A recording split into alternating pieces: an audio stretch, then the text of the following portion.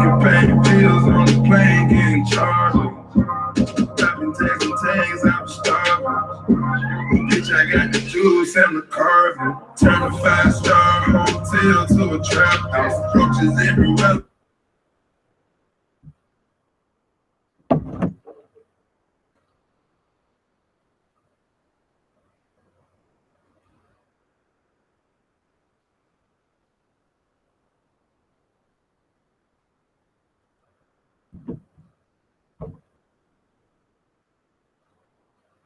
We're starting in about 5 minutes.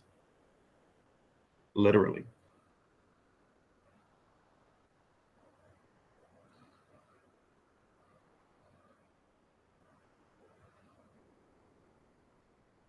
It's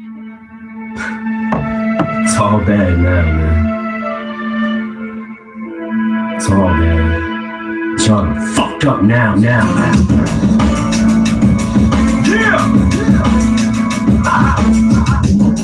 New shit! Hey, yo. I just want the whole world to know that I'm not circus. But I will finish it. Coming up, it never mattered what color you was. If you could spit, then you could spit. That's it, that's what it was back when motherfuckers was straight back and ciphering, fighting for life in this rap with a mic to get past. And you psych and you gas and you hype cause you last. And you might put some ass if you lost and you lost. Shake hands like a man and you swallow it. When the unsigned hype column and the source was like the only source of life. When the mics used to mean something, the four was like you were the shit. That was like the least you get. 3.5 now, this means you a piece of shit. 4.5 or 5 means you biggie jigging odds of Benzino. See, I don't even think you realize you're playing with motherfuckers' lives. I don't watch Greg get fucked on the chronic, probably cause I was on it. Then you fucked me out of my mics twice, I let it slide. I said I wouldn't hold my fucking breath to get a 5. Shit, I was frying, I done fucking died already trying. I swear to God, I never lie. I bet it's why you let that bitch give me that bullshit review. I sat and took it, I didn't look at the shit we knew. You probably try to fuck us with Obi in 52. Fuck a relationship we threw. No more sports, the street credit, the names is dead. Ray's got AKs, the Dave Mays is dead. Every issue there's an 8-page Maidman spread. Will somebody please tell whoever braids his head that I am not afraid of this fucking wasted lead on my pencil. For me to write some shit this simple, so listen closely as I break it down and proceed. This OG's about to get smoked like bro weed. You don't know me, you're my motherfucking mother, you motherfucking punk. Put me on your fucking cover just to sell you a little sellout mag. I ain't mad, I feel bad. Here's an ad, here's a poster, a right in his dad. You wanna talk about some shit that you don't know about? Yeah, let's talk about how you putting your own son out there to try to eat off things. You missed your boat, you're never gonna blow. Bitch, you're just too old. No wonder you're sore now. Lord, you're bored now. I'm pushing 30, you're kicking 40's door down. Bitch, this is more now, and you'll never beat me. All you do is cheat me. Not a quartables, but you know that you'll always see me on your TV. It's you gotta stay up till 3 in the morning to see a video play one from BET. So, who has the last laugh? Aftermath, yes, on behalf of a whole staff. Kids are asshole cracks. We'll never fold a whole back. Just know that, cause he knows whack. No matter how many times I say it back, you'll never blow jack. You're better off trying to bring our soul back. Look at your track record, that's how far it goes back. It's extortion and round abortion. So half of the staff up there is fresh out of jail from Boston. Bullying and Boston, gave like a slave and completely brainwashed and enforced him to stay locked in his own office. Afraid of the soldiers, Vegas, wanna be gangster in New York, and it's pitiful. Cause I would've never said shit if you'd kept your mouth shut. Bitch, now what? Hit it, Cruz, this like music, exclusive, your land and your root. You know what to do with this use that I'm doing. This is stupid, I can't believe I stooped to this bullshit you do this. Who you calling him? My bad, I'm late. I had to did a little experiment. I'm running out of honey. This is the honey I've been using. This little bottle cost me over there. But I've there we go. I've doing a little experiment. So we're gonna wait for a few more people to get here. Been doing a little experiment basically. So instead of playing music for like 30 minutes or 15, 20 minutes, let me get this out of the way. We're going to be here for, it's exactly 4 a.m. Eastern Standard Time, January the 29th. 2017. I'm TstreeT Controversy. This is TstreeT Controversy Live. So we're going to be here probably until about 6 a.m., 7 a.m. or so. So everybody relax. We're waiting for some more people to get here. And then I'm going to say in about 10 minutes or so, I'm going to jump right into boxing. So we already know what happened. Carl Frampton lost. I don't think there was any controversy with the cards. Of course, with a fight like this, you're going to get one of them judges that's going to have that 114, 114 card. But in my opinion, I was more 116, 112. We're going to talk about it when we, get deep into things later on. Pause. Francisco Vargas got his face smashed in. He may have somewhat of a similar issue going on that Gabriel Rosado had when, before he had the scar tissue removed from the eye. So you had Mikey Garcia win. I was actually talking all this shit, talking about how Zlaticanin, or however you pronounce his name, they don't disrespect, that he's good, and he gets put to sleep. I was watching, and I was like, when you see like somebody laying there like that, and you watch as much boxing as we do, and you see the fact that they had to drag him like off like the edge of the apron and how his body was lifeless, I thought, yo, my heart dropped. Dude looked like he was gone. It's not funny. It's not funny, but dude looked like he was gone, yo. Dude looked like he was gone. So I'm glad he's all right. When I started to see him like moving around, then he got up. I was like, that shit was scary. That shit was scary. There's a lot of other boxing news too we got to talk about, which is shit going on. Mayweather said to Sky Sports today, he was at Frampton Santa Cruz. He said that the Conor McGregor fight deal is almost done. So it's a lot of shit going on. So in the meantime, let's just wait for some more people to get here. Shoot a fat for about 5 to 10 minutes or so. So tonight I did a little bit of a experiment. I'm tired as fuck. But tonight I did a little experiment. I got the whole website thing going on. So basically, by March, I'm going to New York for 2 weeks. From like March to 3rd until like March to 19th. So I'm going to be at Garcia. I'm going to be at Thurman Garcia, and I'm going to be at Golovkin versus Jacobs.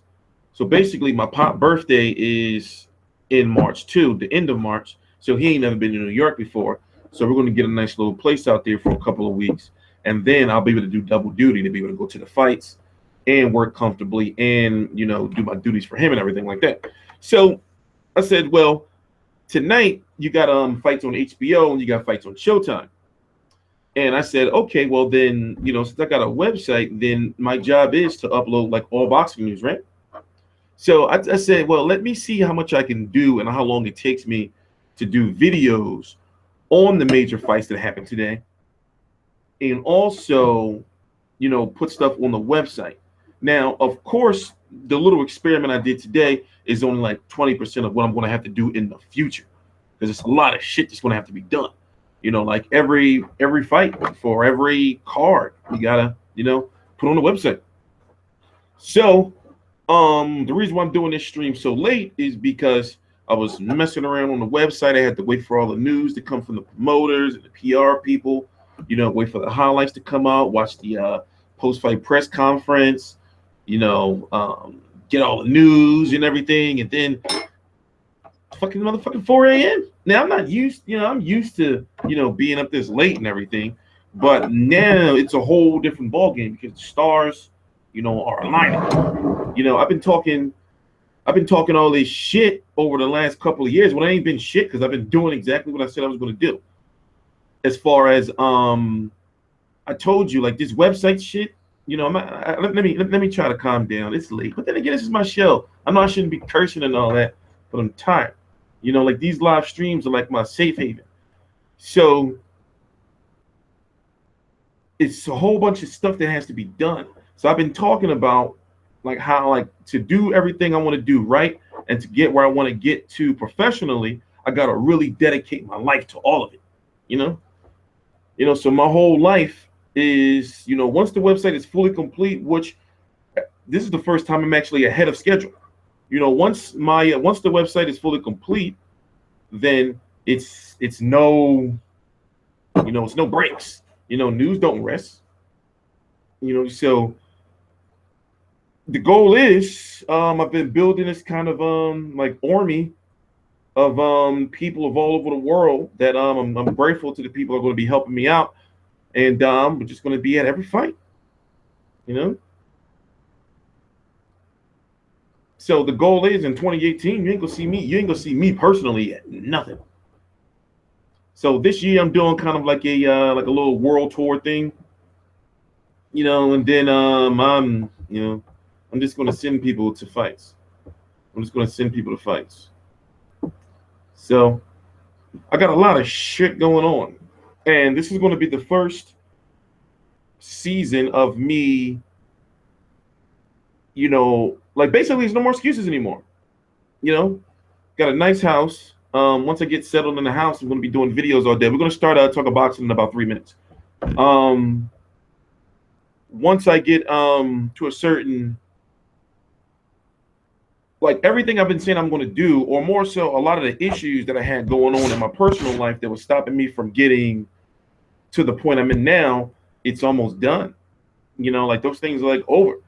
The last major thing I'm dealing with is this goddamn, heated custody battle with my evil succubus baby mom. I call her the Beast. Very evil woman. But besides that, now it's just, I don't be stressing. I wake up happy every day. Don't get me wrong. I don't get no sex, and I be thinking I'm going to die. But for the most part, I'm cool. So now I'm preparing for, I got to start writing. I've been practicing on my writing.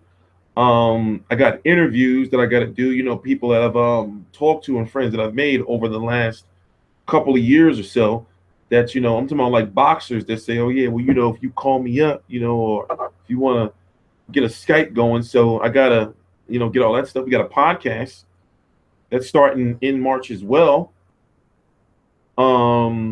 The podcast is starting in March, and we're going to have a guest on. I'm thinking it's 4 weeks in a month, so it's going to be on Mondays between 1 and 3 p.m. I'm thinking that we're going to have one guest on 3 times a week. I mean, no. It's going to be Mondays 1 p.m. to 3 p.m. on Blog Talk Radio every Monday. But 3 or 4 of those Mondays, I'm thinking about having a guest on. Somebody that's relevant to the fight that's happening that week. Now, I'm thinking that I want to cut that down to 2, like 2 guests per month, unless it's like a special edition or something like that. And then these type of streams are always going to happen after major fights, but I haven't decided if I'm going to make them a podcast yet. So like I said, man, it's a lot of shit on my plate, man. It's a lot of motherfucking shit going on. So I'm just blessed that like the shit is just getting done. Shit's just getting done. Shit's just getting done. So, as I said, and I'm saying in many videos, if you're interested in helping out, the reason why our team is growing, it's a lot of us. It's a lot of us. So the reason why things are growing is because, they believe in the vision. We chat, you hear my spiel, and trust me, if everybody do what they're going to do, we all going to eat. There's no better way to put it. As long as no egos don't get in the way, everybody do what they're supposed to do, we're going to eat, we're going to take over. So things going well. But now, it's a lot of boxing. You know how much boxing, just all day, every day, it's always somewhere, some boxing somewhere, all over the world. This shit is about to get rough. The microphone don't even work, but it's just, I don't know. The microphone don't even work. My PC is all getting fixed, so I'm working off of 2 laptops. They're powerful laptops, but they're not as powerful as my PC. So that's why the microphone's not working. That's why the sound is a little messed up. Also, we're going to full 1080p, and I'm going to have graphics and shit. The graphics are starting in March too. So basically, the beginning of March, the not the beginning, but basically the week after I get back from Golovkin versus Jacobs, it's going to be a brand new everything. This website's going to be completely up and running. I'm going to have an actual set. It's a lot of shit going on, you know. But like I said, I'm blessed just to finally have all this stuff done. So it's like this. I don't feel I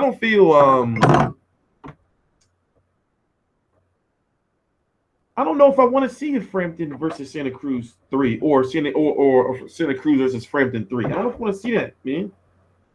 But at the same time, this is the perfect. It's 1-1. So you gotta have that. You gotta have that rubber match. It's 1-1. But do I feel, even though Santa Cruz is A side now, you know, do I feel that the fight should happen in Ireland, Belfast? Yeah, I do. Because there could be some big, huge money made over there for this fight. You know, and I don't really, you know, the biggest factor is the judging, and Frampton fought him in Vegas, you know, and in LA. So even though Santa Cruz is A side, I think that it should happen in Ireland. But the question also is, does it happen immediately, or do you have them fight maybe 1 or 2 more fights before a rematch? Maybe get Carl Frampton versus Lee Selby, or Carl Frampton versus Gary Russell. Also, another question, I went through the WBC rules. Now, one of the things I also have to do, you know, like being a reporter and all that shit now, is you got to do like a lot of research. So basically, I pretty much know all, not all, but more than I'm pretty much sure, like people, you know, like definitely casuals and people who are not in the media, as far as the WBC, WBA, IBF, WBO rules and everything like that. So I'm trying to figure out, like, how did they make the Diamond champion, right, Leo Santa Cruz, but then you got Gary Russell. You know, now Gary Russell hasn't fought a mandatory in God knows how long, and also, you know, he hasn't been fighting enough.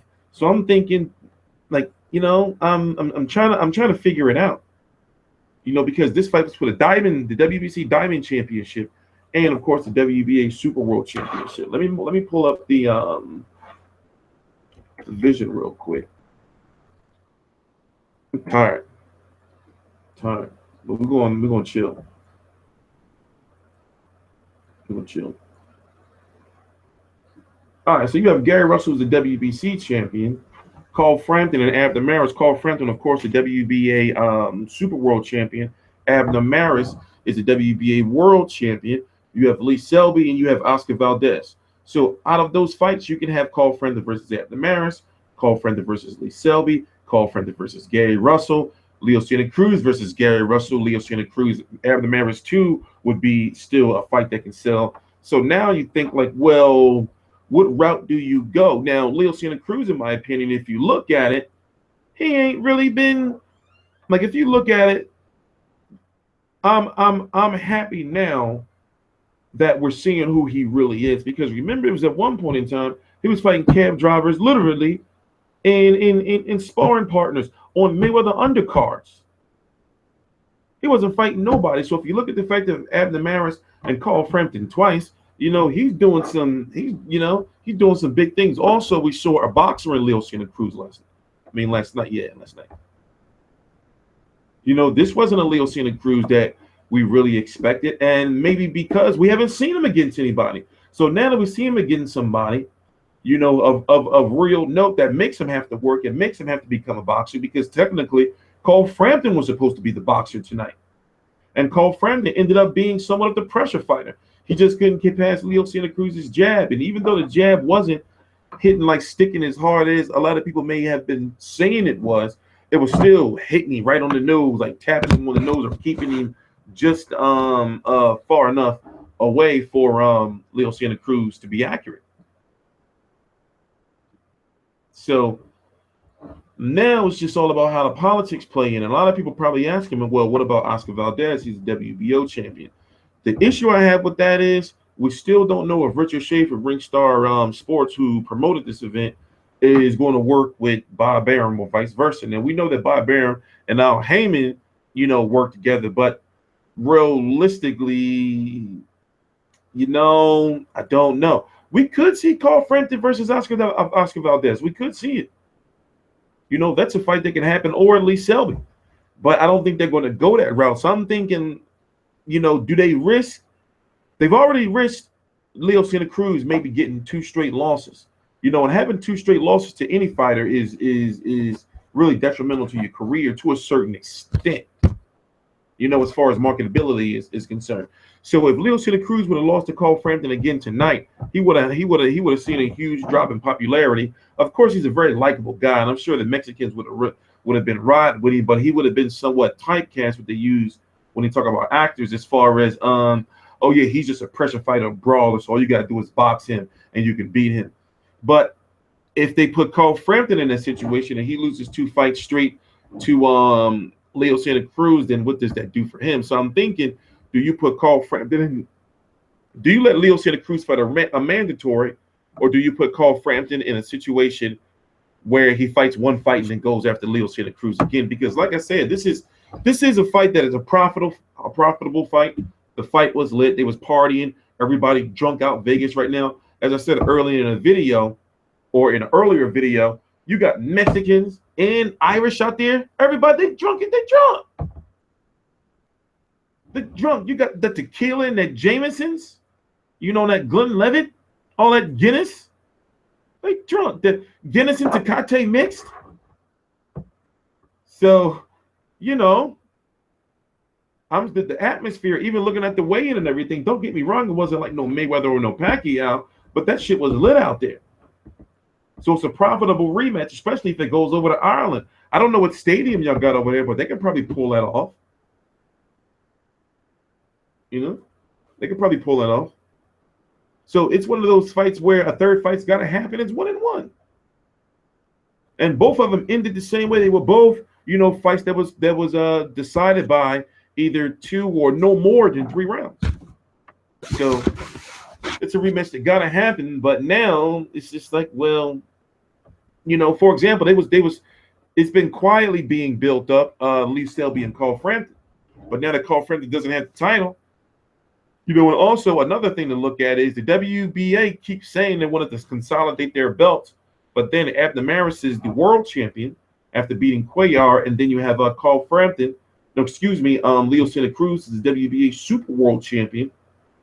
You know, so now I'm thinking, well, are they going to order Maris versus Santa Cruz too? You know, so it's a lot of shit, man. It's a lot of shit going on.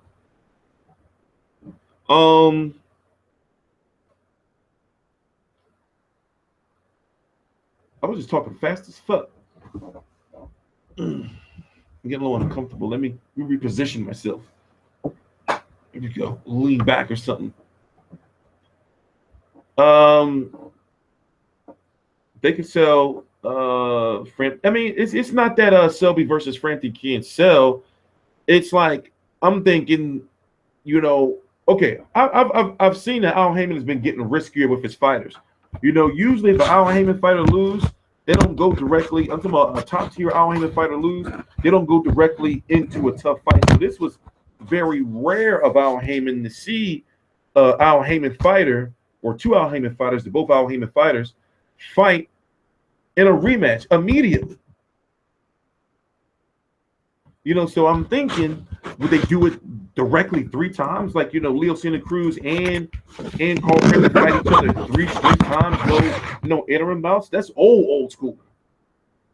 So I'm all for it, but it's like, well, are they really going to do it? Are they really going to talk to Carl Frampton and say, well, you know, or is Carl Frampton going to say, well, you know, I want to take a little tune-up fight or somebody lower down in the tiers, you know, to work on some things, then go back after Leo Santa Cruz. But then what if one of them lose? You know? What if one of them lose?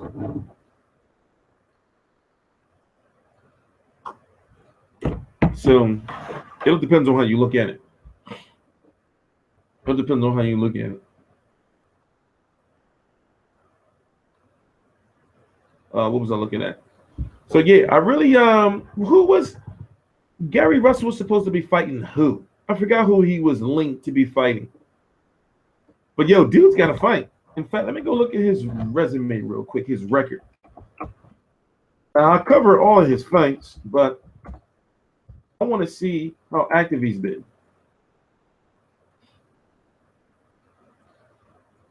Okay. So he won the WBC title, right? We are now January the 29th, 2017. Gary Russell Jr. won the WBC 126-pound title March the 28th of 2015. That's almost 2 years ago. He's had one fight since he's won that title almost 2 years ago, right? Right. What can you say? That he's that what? 22 months? He's had one fight since winning the title in 22 months, and it was against Patrick Hyland. I understand there was a couple of injuries. I believe one injury, you know, in there somewhere, maybe two. But it's like, yo, he's got to start doing something. You know, he's not young no more. How old is he? He's 28. But the way he's been talking, especially that comment he made that he says was taken out of context about like something along the lines he's not making as much money as he should. But I think a lot of fighters forget that, yo, that money you make's got to come from somewhere. It's got to come from the network. It's got to come from ticket sales. It's got to come from, you know, whoever paying for the event. So if you ask for $1 million and the event costs $3 million to put on, you know, and all that, it's just, you know, I don't think a lot of fighters pay attention to the math too much. I'm not saying that he doesn't, you know, but that comment he made after reading it and after he started talking to try to explain it on Showtime, it was still like, you know, it was still like, well, what do you mean, bro? You got to fight, you know? You got to fight. I forgot what I was going to say. I was looking at the rankings. And Lee Selby, yeah, I didn't get the full story yet. You know, I'm going to make sure I have the full story by tomorrow to see what's going on, what happened with Jonathan Barrows, the guy who's supposed to be fighting. They're saying that, or the only news that I have, I know it's probably more out there, that the Nevada State Athletic Commission didn't approve him to fight. Now I'm thinking, was it late paperwork? What was it? And if it's late paperwork, somebody should be really severely punished for that, because that's money, you know, that the fighters lost, and also a cost of event. I was really looking forward to the Lee Selby fight, you know, because he's not fighting enough either. I was really looking forward to seeing him fight, you know, and he was going to be headlining the Showtime Extreme card. There was boxing on Showtime Extreme, from what was it, 8 until 9:30 or something like that. David Benavidez ended up headlining, or was it Ivan Rankin? One of them, anyway. But Lee Selby was supposed to be on that card, and then the Showtime card was supposed to start with Mikey Garcia and Zlaticanin, like it did, but Lee Selby didn't fight. And I'm thinking, well, whose fault is this? It's involving the guy who he was supposed to fight, Jonathan Barrows. You know, so now it's like, when is Lee Selby going to fight and who? And also, he's the IBF champion. And as you should know, I know a lot of people still keep giving the IBF heat because they haven't ordered, or actually, I believe there is news now that they have ordered Brook versus Spence, the fight by May. You know, we're going to talk about that later on in the video. The IBF is the most strict organization. They will strip you. You know, so Lee Selby's going to have to do something soon. And I'm seeing names like Josh Warrington, Ronnie Rios, you know, Jojo Diaz. You know, it all depends. You know, so we got to find out who his next mandatory is going to be. So, you know, enough about that division. I think we pretty much, you know, talked about 126.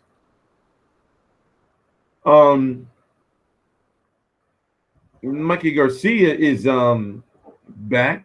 He says he wants to unify at 135. But when you look at, once again, the politics, I really believe, even though nothing's been officially announced yet, I really believe that Mikey Garcia is with Richard Schaefer. I don't know why no announcement's been made or anything like that, you know, because he's not with Al Heyman. He hasn't said he's with Al Heyman. Also, there was something kind of bizarre happened several months ago where he's active on social media where, anyway, I don't want to talk about it. I'll leave it at that. The point I'm trying to make is Bob Arum and Richard Schaefer have like a deep beef with each other.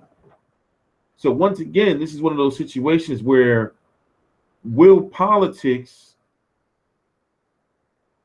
oh wait, no, I was talking about Lomachenko. Oh yeah, how the Lomachenko. Will politics interfere with that? Mikey Garcia, a former top rank, fighter who didn't end his relationship with top rank on, even though they can't talk about it, on good terms, fighting Vasil Lomachenko. So you have, that dynamic. Then the dynamic of Richard Schaefer and Bob Arum having to work together in those egos. I really do not think it's going to happen. So of course, Mikey Garcia would say, well, it's up to Bob Arum, because truth be told, both of those sides will have to come together. And Richard Schaefer, and Bob Arum have been beefing and still, from my understanding, beefing. Remember where Richard Schaefer tried to get Bob Arum banned from the MGM.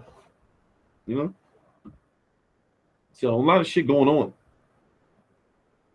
So looking at the 135-pound division, I'm wondering now, will the WBC order the winner of Jorge Linares, who's also the WBC, he's the WBC Diamond Champion too, but technically he is the WBC champion, and that it's a difficult situation to explain.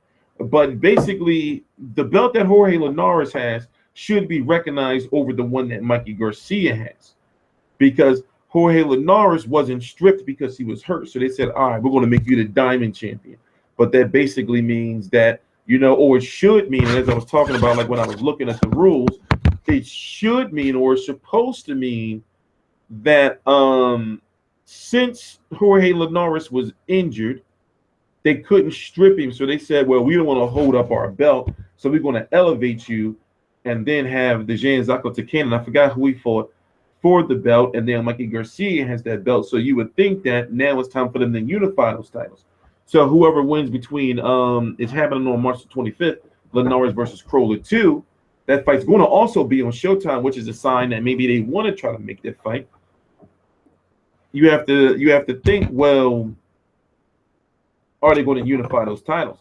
So could the WBC order, Mikey Garcia and Jorge Linares if Linares beats Crowler? Now, the thing about that is if they order it and it goes to purse bid, they have to fight. And somebody, if they don't fight, is going to lose their belt. Somebody's going to lose their belt. So if I'm correct, Jorge Linares is Golden Boy Promotions. And then you have Richard Schaefer, who is Mikey Garcia, so or Al Heyman, either or. So you're thinking that's another potential political situation right there. But if it goes to purse bid, then hey, so that's a win situation right there for the WBC.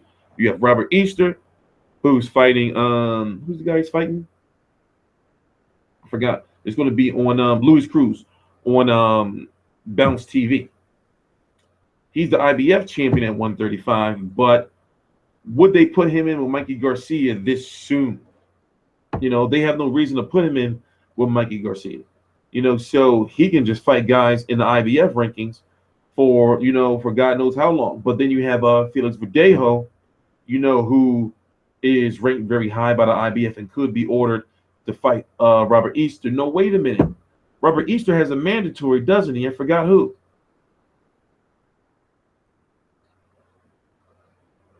Sherikov. I forgot how to pronounce his name. So he's got some issues of his own.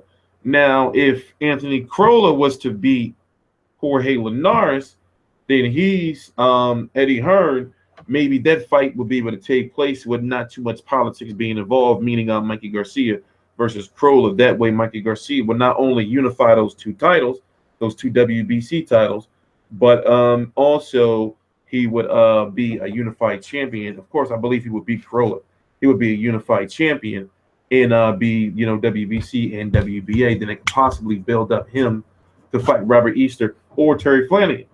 Now, Terry Flanagan, he's a Frank Warren fighter, UK. There could be some politics involved there. So basically, Mikey Garcia is saying he wants to unify, But looking at like the landscape of things, can it really happen, and how long it would take for it to happen? And also, if you heard his post-fight interview, which we're going to play now, so I can fucking drink some tea, my fucking mouth is dry. He was saying that, you know, he would want to move to 140 this year. And I'm thinking, well, wait a minute. How do you think you're going to unify the titles in 1 year? I mean, of course you can unify, but become undisputed. And how can you become undisputed in 1 year? You know, but then talk about moving to 140. So now I'm wondering, you know, well, how comfortable is he making 135? You know, do he feel he would do really good at 140? And 140, you know, I feel he would do well. But then it's like, well, wait a minute, Terrence Crawford is there. You know, would you fight him? You know, and let me see. Is this it?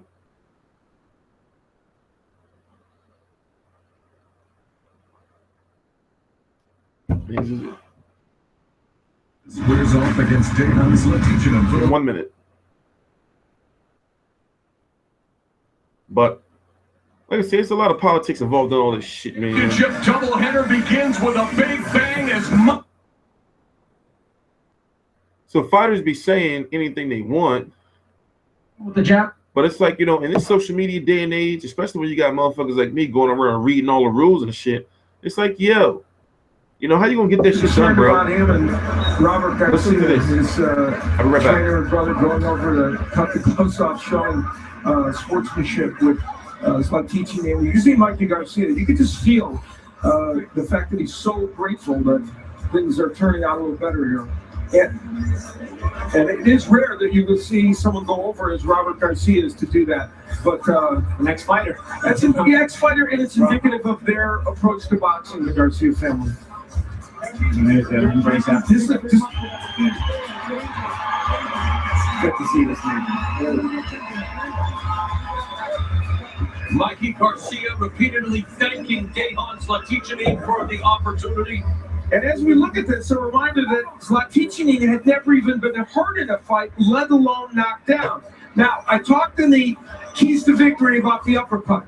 It, in fact, turned out to be the most important weapon. He hurt Zlaticanin with it and then came back with a big right hand. And watch how Mikey's able to turn the corner as he's throwing the uppercut so that he sets up Zlaticanin. Look, he's going to take Zlaticanin with this uppercut. And that's obviously what's going to hurt him. Here it is right here. It's going to hurt him. Now, Zlaticanin is hurt. He's looking for something to hold on to. He's going to look for Mikey to hold on to. But Mike sidesteps. Now Zlaticanin is wobbly and in no man's land. He can't even protect himself. And look. And He hit the shit out of him. So again, Mikey's proper balance is what's able to really make that sidestep move and keep enough balance to throw yet another. Dude was asleep. We're waiting for Mikey Garcia's interview if you guys didn't hear it already. But dude was asleep. Dude was asleep. So like I said, I'm sorry about the late stream. A lot of stuff going on. Like I said earlier, we did a little experiment.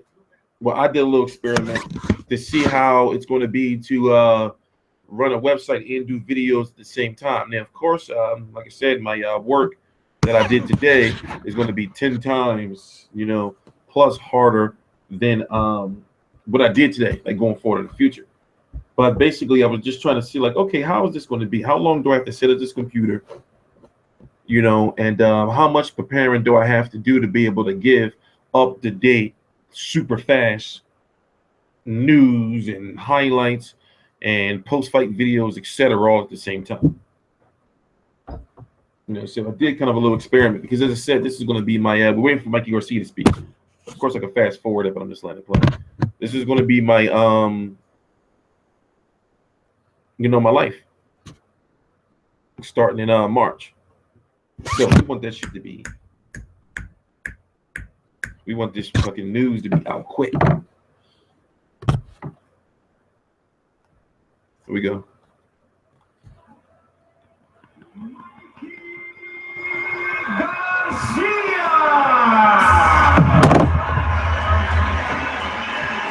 Jim Gray standing by with the new WBC lightweight champion.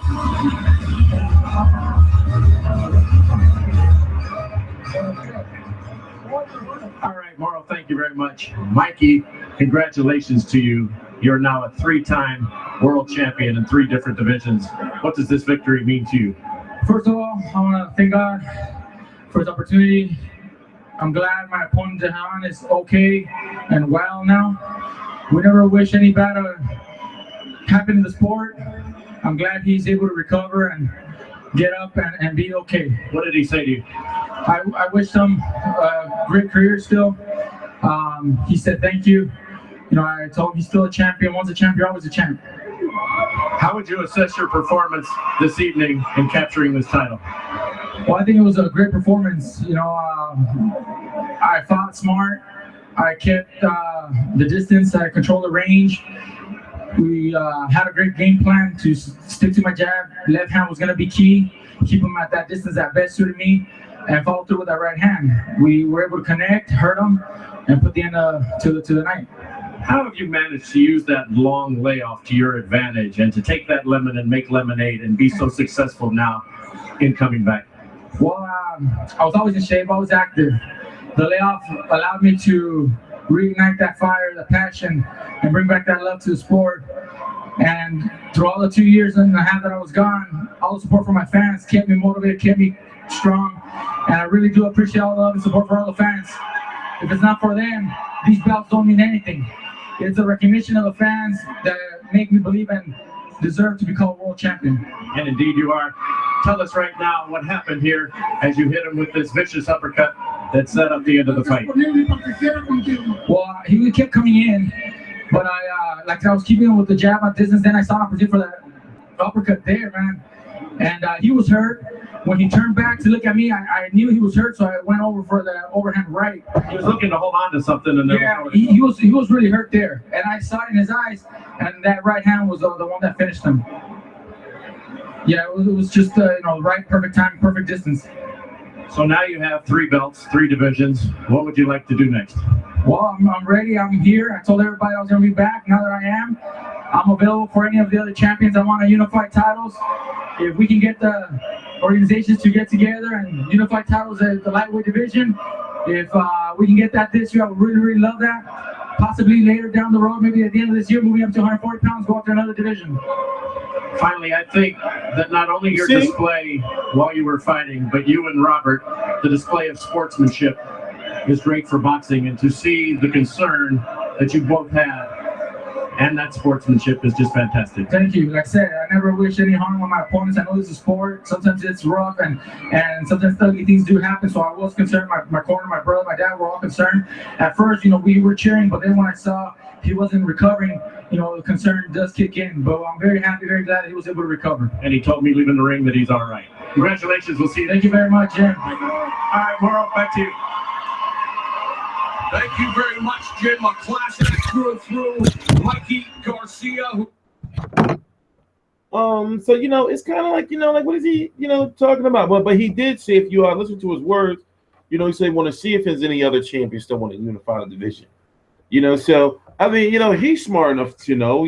Between him and his brother Robert Garcia, they're both smart enough to know how the politic thing works. But it's like, well, unify the division, bro. Try to make this shit happen. It's time for these fighters, if they're not doing it or haven't done it, to put their foot down when it comes to these managers and advisors and promoters or whoever and say, yo, I don't give a fuck about none of that political shit y'all got going on. I want to fight him. But then that's when they get money thrown in their face and say, nah, let's fight this guy. You can make big money fighting him. Why fight him when you get, there's too much of that shit going on. But I thought dude was done. I'm glad he is all right. He was asleep. He was asleep. So it's going to be interesting to see where he goes. And like I said, talking about the Jorge Linares situation. But, do you think Francisco Vargas was overrated? I don't think he was overrated. It's just that the guy that he was fighting, there was little to no footage on him. Miguel Berchelt. And he's been known for knocking people the fuck out. Did you see how sharp he was? Now, don't get me wrong. I'm not saying that he's this super technician and everything like that. But his punches were crisp. He was lighting Francisco Vargas up, and Francisco Vargas was coming forward, but his face didn't hold up. And also, dude was hitting him with four punch plus combinations. From uppercuts to those hooks, and they was landing clean and direct. Also, the scar tissue. I'm not saying that's the reason why he lost the fight, meaning Francisco Vargas. This was the fight that was on HBO. This is the way I looked at it. Before I go any further, this is the way I looked at it. The Showtime was the A side tonight as far as boxing. But HBO, with that card, you knew that it was going to be, 4 guys, and blood was going to spill. I knew that with the Miura Ramon fight, the blood was going to spill. We're going to talk about that too later on. I knew that in that Vargas fight, some shit was going to go down. Every now and then, you get those type of fights on HBO, and this card just was screaming that, So, but basically, people were getting fucked up, and Francisco Vargas got fucked up. They stopped the fight because his face got smashed in, and that eye. Now, if you look at the before and after picture they put up, he's got that scar tissue, to the point where there's an indent in the scar. So there was a headbutt, and then basically, Berchelt just started, going in on that eye, closed it up, had it all leaking. His face was fucked up. So now you have this tournament that's kind of messed up, and I found out that Orlando Salido was there. Takashi Miura was the #1 contender. All he had to do was beat this Roman guy, which he did. He had trouble. And if Francisco Vargas was to win the night, they were supposed to fight in a rematch, and Orlando Salido possibly get the winner. But then you have Lomachenko on the other side too. So, of course, we're going to talk about Gervonta Davis, who's in the division. Now, basically, let me explain it to you. You got Gervonta Davis, right, who is the IBF 130-pound champion. He beat Jose Pedraza. You got Vasil Lomachenko, who's the WBO 130-pound champion. You got Jason Sosa and Corrales, who are both of the WBA champions. And now you got Miguel Berchelt, who's the WBC champion. Takashi Miura was supposed to fight Vargas if he won. Now it looks like he's going to fight possibly Berchelt. But what if Lomachenko or Aram say, oh shit, let's try to unify Vasil. Let's go after Berchelt and offer them more money than Golden Boy can offer or whatever. Or, even when it comes down to Orlando Salido. So now between those fighters, for example, we can still see Francisco Vargas versus Salido too. We can still see Vargas versus Miura. We can see Vargas versus Berchelt too. We can see. I can't say Vargas versus Lomachenko because now you have to think. Is Miura signed with Golden Boy? Let me check real quick. Because Golden Boy, on some more political bullshit, Golden Boy and Top Rank is not working with each other now. They haven't been working with each other. So could we see, a Lomachenko versus a Miura? Let me check real quick to see if he signed with them. Can we see a Francisco Vargas? Let me check real quick. I'm on the Golden Boy website. See if he signed. So far, he's not listed on their fighters, so we possibly could see it. And then you had to think Orlando Salido was there, so he probably thinking to himself, well, damn, me and Berchelt have the same trainer. I found out that Orlando Salido and Miguel Berchelt have the same trainer, so they can't fight each other. So now Orlando Salido and HBO did say during the telecast that, it seemed like Orlando Salido was more so rooting for Vargas to win because he wanted that rematch. Of course I'm covering the Eubank fight. Get out of here, bro. So what I did was another reason why I'm so late is what I did was I couldn't watch both of the cards at the same time. So I watched the Showtime stuff first and I had them all DVRing. And then I took some time off to do my videos, upload some stuff to the website. Then I watched the HBO card, so that's why it's an hour or maybe 2 gap in between my videos from the Garcia and Leo Santa Cruz videos to the Miura and Francisco Vargas video. So we might not be here until 6 o'clock. We might be here till 5:30 maybe. Oh, let's listen to Floyd real quick. Speaking of the devil. In England, that his UFC career is on hold indefinitely. He will now turn all of his attention to fight only one man, and that is Floyd Money Mayweather. Let's rewind that back. Speaking of the devil. Bobby Knight led his Indiana Hoosiers to a perfect 30. If I said I've been watching boxing, what makes you think I had time to watch the UFC event? But yes, I did record it. I'll watch it tomorrow. I usually watch the UFC events, you know, the next day on Sundays. Or today, later on. An incredible season, which is documented through interviews with Knight, his players, and their opponents. Also in March, Disgraced, a revealing account of the 2003 murder of a Baylor University men's basketball star, Patrick Dennehy, by his teammate, Carlton Dotson. Well, there is a special guest in the building. Let's go to Jim Gray. He's standing by with Floyd Money Mayweather. Jim. Indeed, I am. Thank you, Brian. 49-0 may in fact become 50-0 because Conor McGregor has said this afternoon in a question and answer period in England that his UFC career is on hold indefinitely. He will now turn all of his attention to fight only one man, and that is Floyd Money Mayweather. Is this fight going to happen? He says he's determined, and now it's up to you guys to come together. I believe the fight can happen. Conor McGregor, like I said before, he's a tough competitor. He proved throughout the years in the UFC that he can fight standing up. So we'll just have to see, you know, what the future holds. He says you're not the A side, you're the scared side. Your response to that? Well, we'll just see. We know I'm the A side. Of course, you know, it shows throughout the years. So many record-breaking numbers that we have done, me and my team. So we'll just see what the future holds. Hopefully, we can make the fight happen. Will you meet and get together with him? He said he will fly here to Las Vegas, and he would like to meet, much like you did with Manny Pacquiao, to try and figure this out. Well, you know, that comes down to Leonard Everby, Steven Espinoza. But that comes down to will Floyd Mayweather pick up the phone or meet him in person like you did Manny? Can we make this fight happen? Absolutely. That's what everyone wants to see.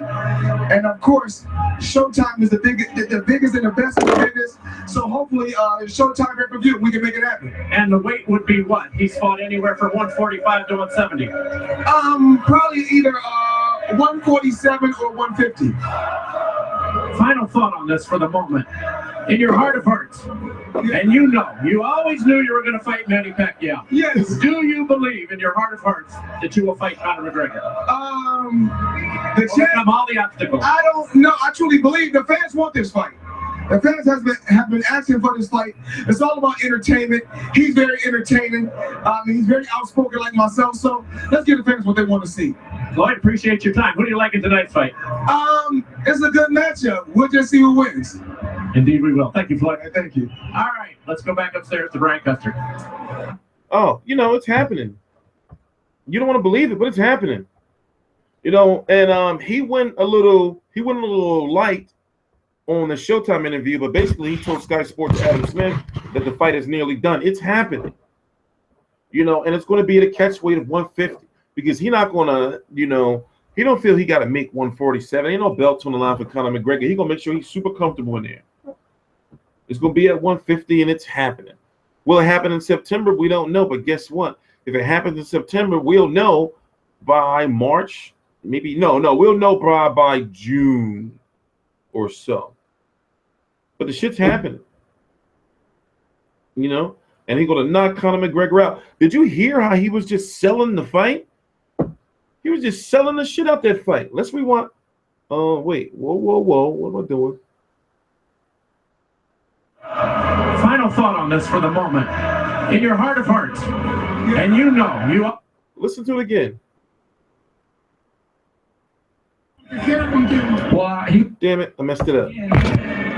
Well, we'll wait till it plays.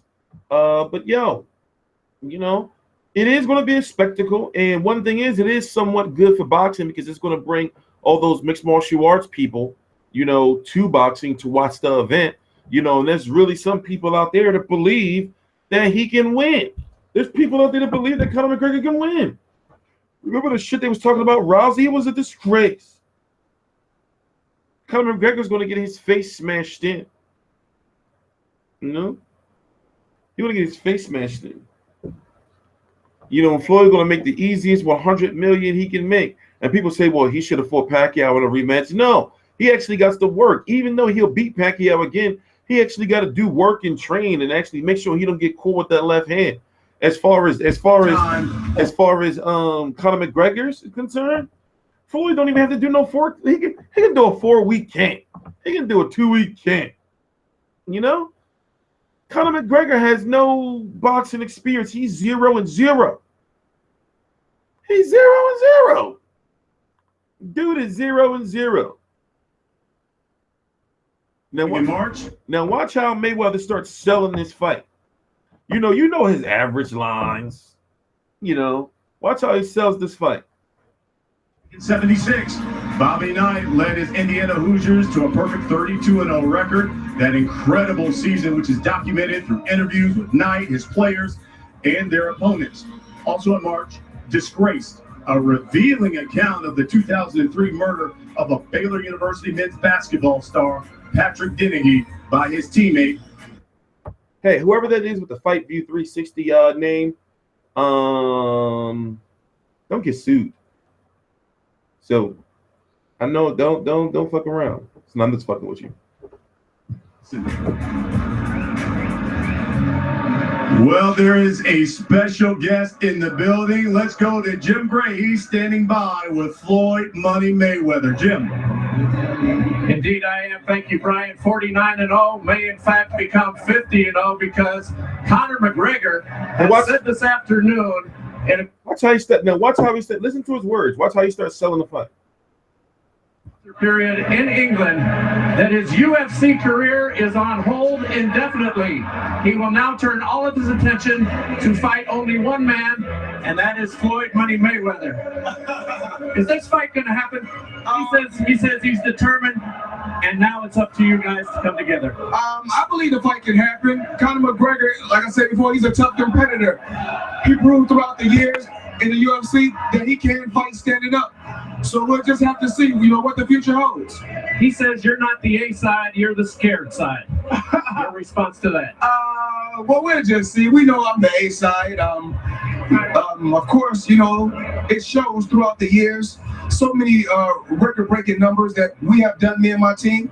So we'll just see what the future holds. Hopefully, we can make the fight happen. Will you meet and get together with him? He said he will fly here to Las Vegas, and he would like to meet, much like you did with Manny Pacquiao, and try and figure this out. Well, that comes down to Leonard Ellerby, Steven Espinoza. Now that comes down to will Floyd Mayweather pick up the phone or meet him in person like he did Manny? Can we make this fight happen? Absolutely. That's what everyone wants to see. And of course, Showtime is the biggest and the best of the biggest. So hopefully, Showtime pay-per-view, we can make it happen. And the weight would be what? He's fought anywhere from 145 to 170. Probably either. He's selling the shit. The fight is done. It's done. We're gonna see next. We're going to see, some footage, probably some grainy footage of Conor McGregor leaving the Mayweather. They're going to release some footage, of Conor McGregor, and Mayweather at some type of burger place or somewhere or some shit, or they be at the same place, at the same time or something. Expect when it gets announced, expect for them to put out an ad, a video ad. Expect for people to start looking for the commercials, saying, and then expect for the people to start saying, it's about to be announced on this day, or it's going to be announced on that day. Expect for people like Dan Rayfield to be like, no, it's not going to happen like he did with Pacquiao. Come on. I've seen it way too many times.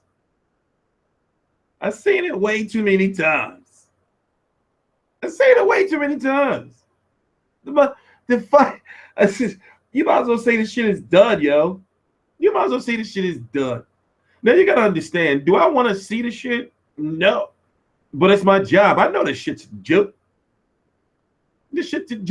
But guess what? If I can be there, hey.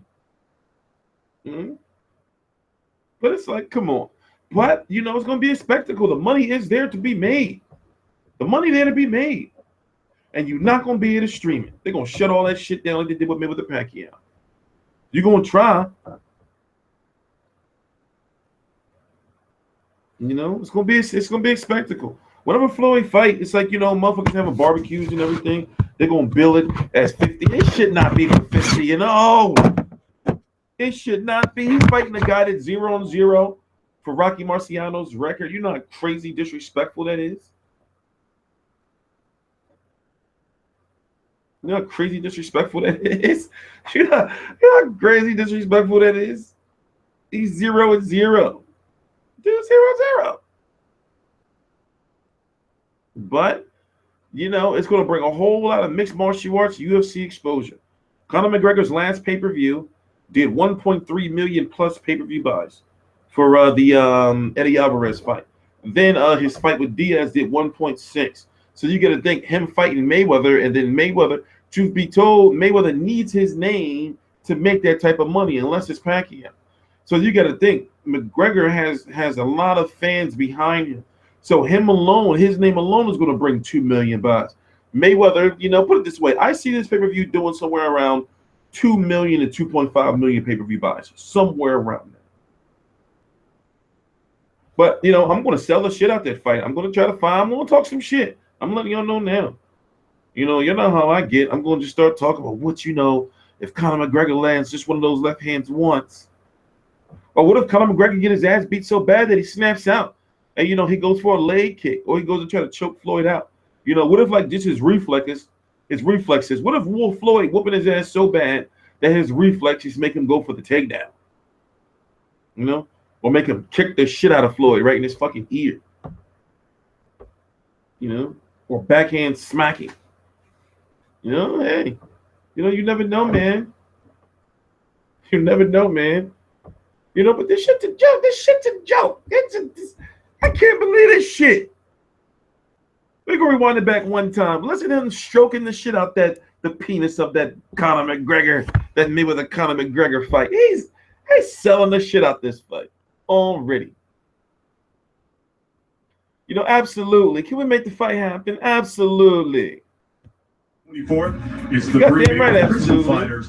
5 rounds to freedom. Now, this film examines Thailand's controversial criminal justice system, where inmates can earn their freedom by winning a series of Muay Thai fights. Coming in March, it's Perfect in 76. Bobby Knight led his Indiana.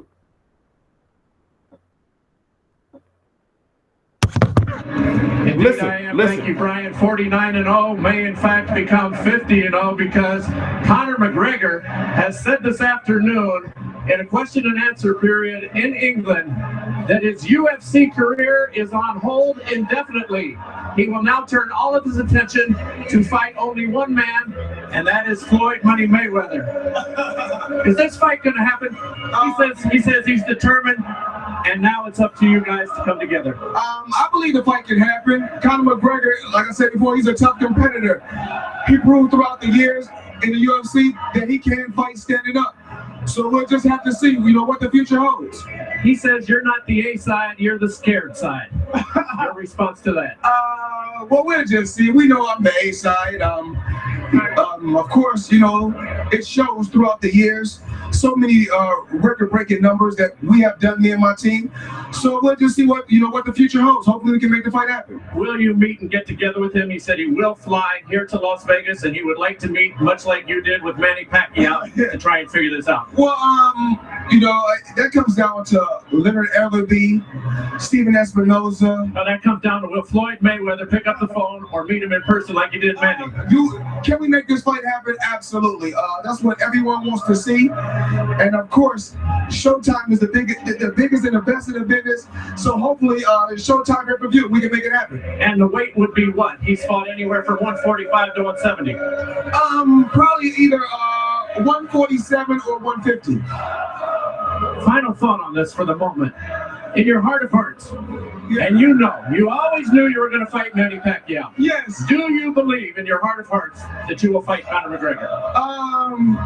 Overcome all the obstacles. I don't know. I truly believe the fans want this fight.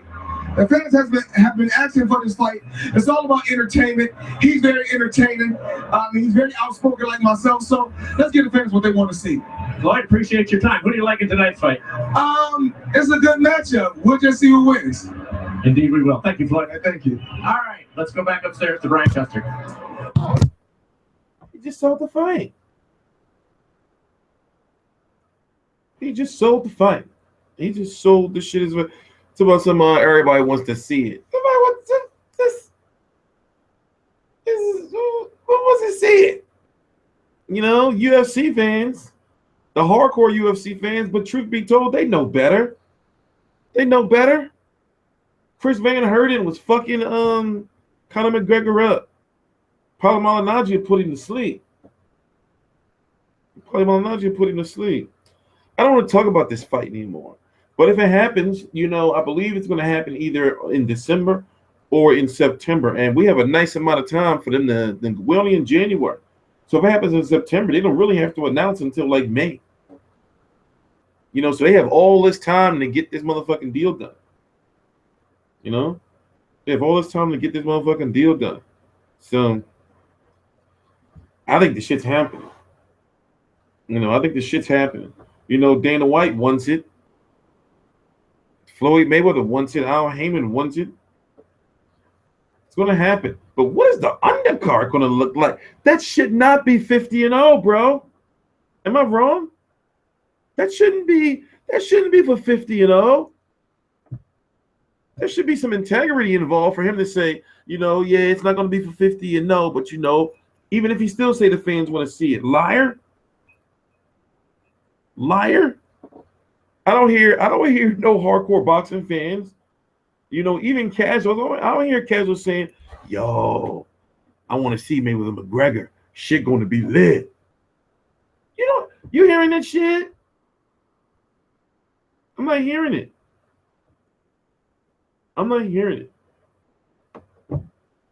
Jose Aldo versus Gervonta Davis. They're going to put BJ Penn. They're going to put BJ Penn on there. BJ Penn going to be on the undercard. What? How is this shit going to work? Is it going to be a Zuffa?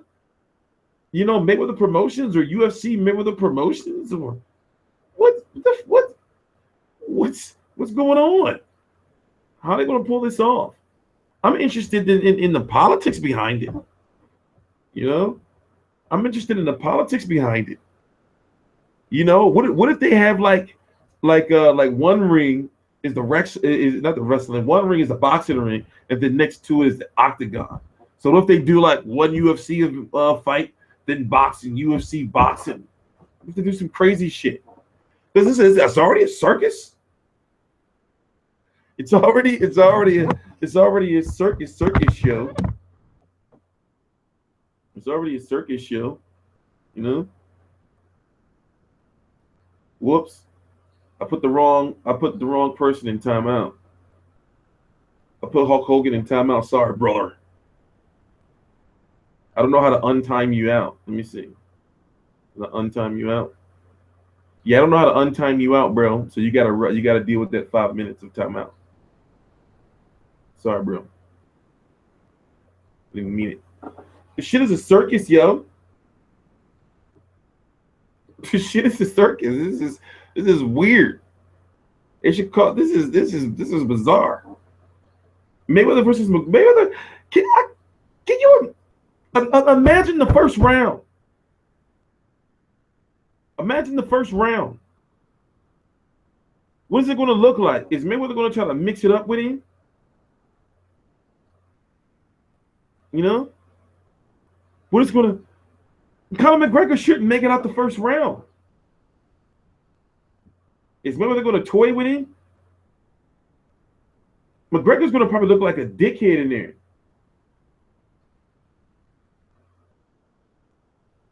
McGregor's going to look like a dickhead in there probably, you know?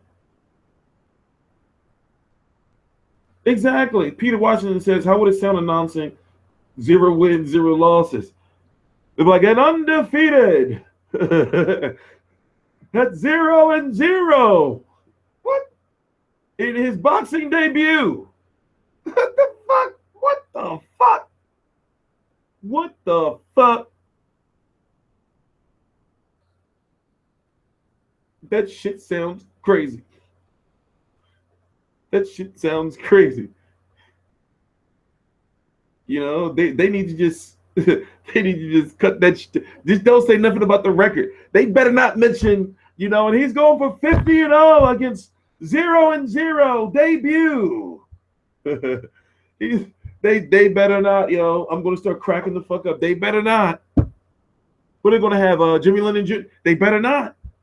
They better not say 0-0. They better not say in his boxing debut. That shit gonna make it even worse. This is no better when Roy Jones tried to fight a fan. With a combined record of 49-0. What the fuck? What the fuck? This is I never seen no shit like this, man. Never hear no shit like this, man. Never hear no. This shit is a fucking circus. This is a sideshow attraction. And the new. You know, hey, you know, the money's gonna be there, and the crazy thing is, the fucked up part about it is, we all gonna be watching. We all gonna be watching. Right? You're watching. Don't talk no shit. You watching Mayweather McGregor. Don't talk that. You're watching Mayweather McGregor whether you like it or not. Whether you like them. Damn, it's fucking messages. It's like a fucking billion messages. Scaring the shit out of me. You know? The logic is, people are saying, well, you know, why not make that easy 100 million? Hell yeah! If I had the chance to make that easy 100 million, I'm taking the fun. That's the easiest payday for Al Heyman, you know, Leonard Ellerbe, Floyd Mayweather, everybody. That easy ass payday, but you know, it should not be for 50-0. It shouldn't be for 50-0. He should make it for 49.5-0. 49.5-0. It can be 49.9999999 as long as it's not for 50-0. You know? It better not be for 50-0, man. How you gonna go against somebody who's he don't even have a 1 to give you. He got zeros. He don't even have a 1 to give you. He don't have a 1 if he loses, he's in the negative. If he loses, he's in the negative. He don't even have a 0 to give. I mean, a 1 to give. So how can you be 50-0?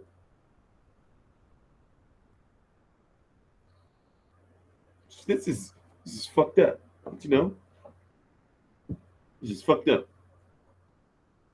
This is fucked up. This is fucked up. This is fucked up. What? It's like you know how can you debate, right? How can you sit somewhere, right? How can you sit somewhere, right, and debate with somebody and talk? Well, you know, all Conor McGregor has to do is this. You know, if he moves and he's got a sharp right hand or he's the left, we know nothing about him is that he's gonna fight southpaw. He don't got no fights. He don't got no amateur nothing we can go look at.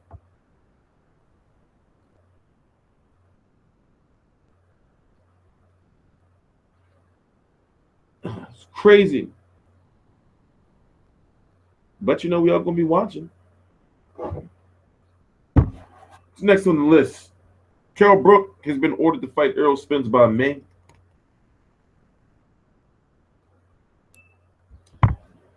It's like, why did you keep the belt? Because now he's saying he's going to decide if he's going to fight Spence or if he's going to stay or if he's going to move to 154. It's like, nah, bro, it's too late. You know, everybody was riding with you because you folk love you, and now you know he got to fight Spence.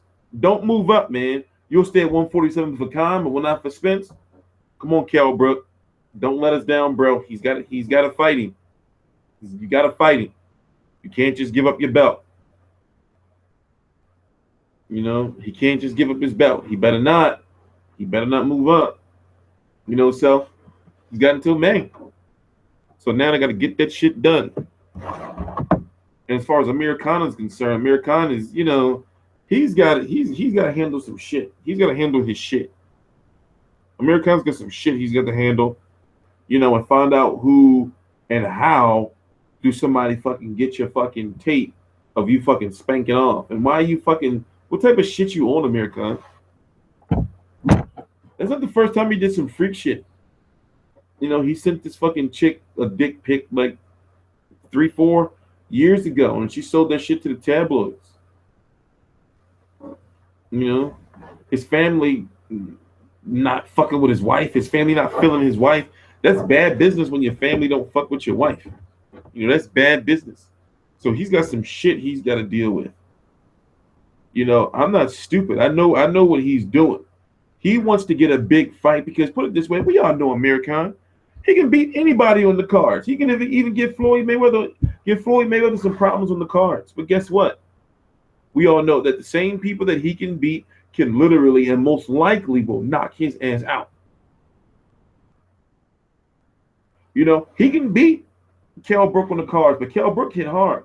All you gotta do is touch Amir Khan. Amir Khan's chin is really glass. You tap him, yo, he's breaking. He that, you know, that fucking fluorescent light glass, that thin ass glass. That's him. He's wine martini glass. You know, he's a wine glass. He's a wine or martini glass. He's ever so delicate, yo. You touch it gently, this shit is breaking. You know, it'd be scary seeing his soul leave his body the way it do. That should be gone. He come back, you know, and he be talking so much shit. And I'm tired of hearing about the con army that never shows up. We've been hearing about the con army for God knows how long, and they don't show up. When I went to Con versus Algeria, right? I was looking like, oh, this is going to have all that Arab money in here. I'm going to be seeing lions and tigers, motherfuckers pulling up in fucking platinum Ferraris with golden wheels and shit. You know, people were like, yeah, you know, he's fighting Algeria. The Con army is coming to New York. The Con army's coming to the Barclays. You know, from Dubai. They always talking about Dubai. They took the Con army. They said, oh, the Con army's coming to Con versus Canelo. The Con army's coming to the T-Mobile. Where does this Con army be? Where do this Con army be at? Please let me know. Let me know where this Con army be at. Where's the Con army? Where's the Con army? You know, they talking that same shit off. He fights Kell Brook. You know, the Con army. He's much more known in the UK than Brook. The Con army from Dubai. He can fight in front of the sheiks and make millions and millions of rupees and shit. You know how many fucking stories we've been hearing about, you know, if Pacquiao or if this person or that person fight him in Dubai, he can fight in front of all the Arab kings and fight in private houses and shit. But when are they gonna do it? What is he gonna do? I'm tired of hearing these stories, yo. I'm tired of hearing the same shit. We've been hearing the same shit for years now. So Khan knows that, you know, he's one knockout away from his career pretty much being over. You know?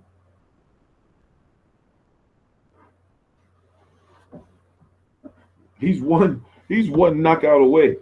He just don't, like I said, he just don't get knocked out. He don't be with us in this world. He leaves his body. And his eyes just be wide open. You know? I don't know what be up with him. I'd be scared to death watching, like, because you gotta think, remember how you feel when you see Khan get knocked out or you see him get hit and he get fucked up. Your heart drop. Watching Khan fights is stressful. Because even though you know he's going to get knocked out, you don't be prepared for it. Because he be winning. He be winning. Then he get cracked and he be fucked up. You know, he be fucked up. I'm surprised the Khan army ain't here right now. There's always one of them or a few of them coming in here talking shit. Because I told the truth. Ain't the Khan army, where y'all at? From Dubai. From Abu Dhabi. Where y'all at, Khan army? Show up. So, yeah, Kell Brook can't duck him. Kell Brook can't duck him. He's got to fight him. It's going to look bad if he moves up. It's going to look bad. You know? Eddie Hearn knows the truth. But the thing is, they know that the money they're going to make is not going to be like, you know, as good money they can make fighting Khan, even if it is a 70-30 split. It's still going to be more money than fighting Errol Spence. But the thing is, Errol Spence is willing to go over to the UK. You know, it could be an easy fight to be made. You know, Kell Brook just like, you know, but Kell Brook is looking at it like this. We know that Kell Brook should not be fighting at 147. Let's be honest. He should not be fighting at 147. But when he had the chance to move up, he didn't. He said, I'm going to hold on to my belt. So therefore, it's like you at 147 now, bro. Don't say you're going to move up now. You're going to stay for Khan, you know. And then they're talking about you fighting Pacquiao in the fall. So what you going to do? Go to 154, then come back down to fight Pacquiao, pull a Canelo? Nah, bro. Drop your belt. Nah, bro. If you look at, yo, he's got to fight Errol Spence. The media backlash and the backlash of fans, they're already saying that he's ducking him. And he's been on medical leave, but now the IBF has said, like, yo, it's time, bro. It's time. You know? That's like something burning. Oh, my teapot. I'll be right back.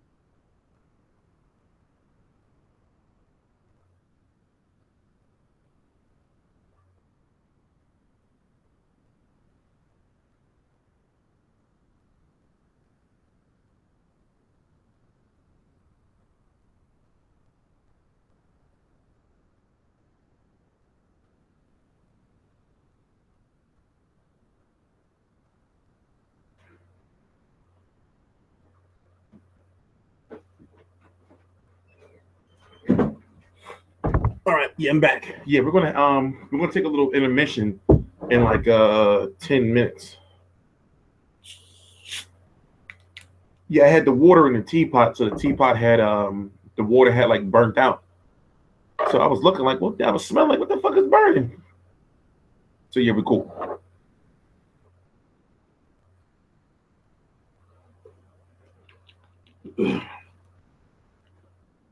But it's 5:19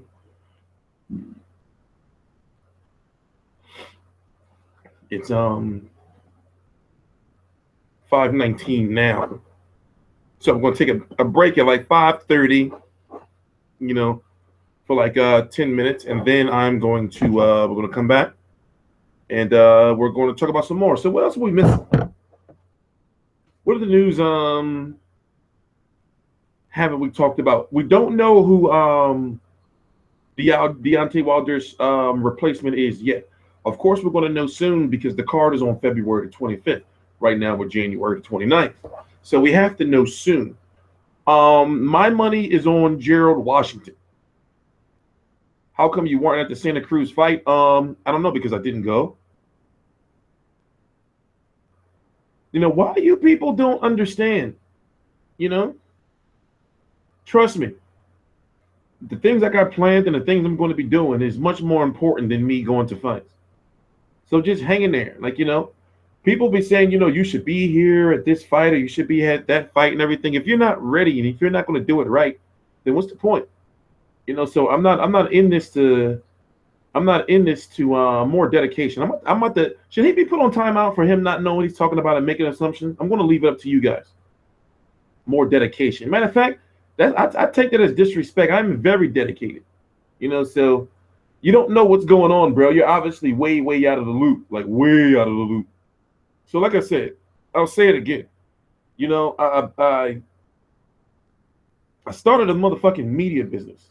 You know, so as a matter of fact, yeah, you're going on timeout, bro. Timeout.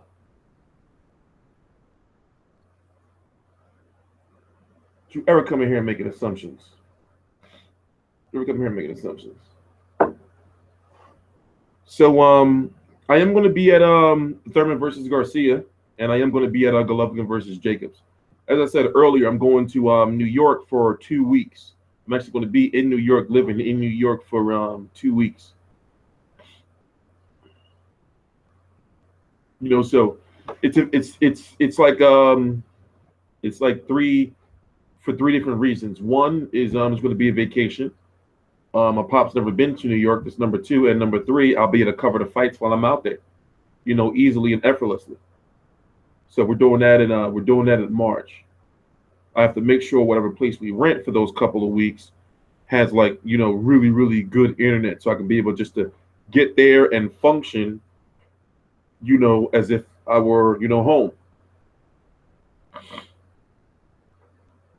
You know, so we got a lot going on. You know, March is, you know, everything's going to be fully up and running in March. The website is going to be fully 100%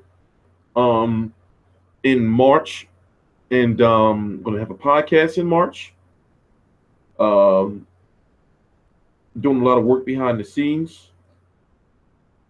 And also, I'll say one more time, as I said many, many times in videos, is that, yo, ain't no money in this YouTube shit. For real, for real. You have too many people all doing the same thing. You know, you have people going to the weigh-ins, right? People are putting the weigh-ins on YouTube. You know how many people are doing like the same stuff? There's no money in it. So if you think that going to fights, you make money, you don't. That's why you have like a lot of these channels doing what I call, you know, actions, you know, just blatant. We all have our little tricks and everything that we do, you know, to increase our views, you know, and, you know, revenue and things like that. But a lot of the stuff that you see, people are really, really thirsty and they need, you know, that income. But real truth be told, ain't no money in this boxing YouTube shit.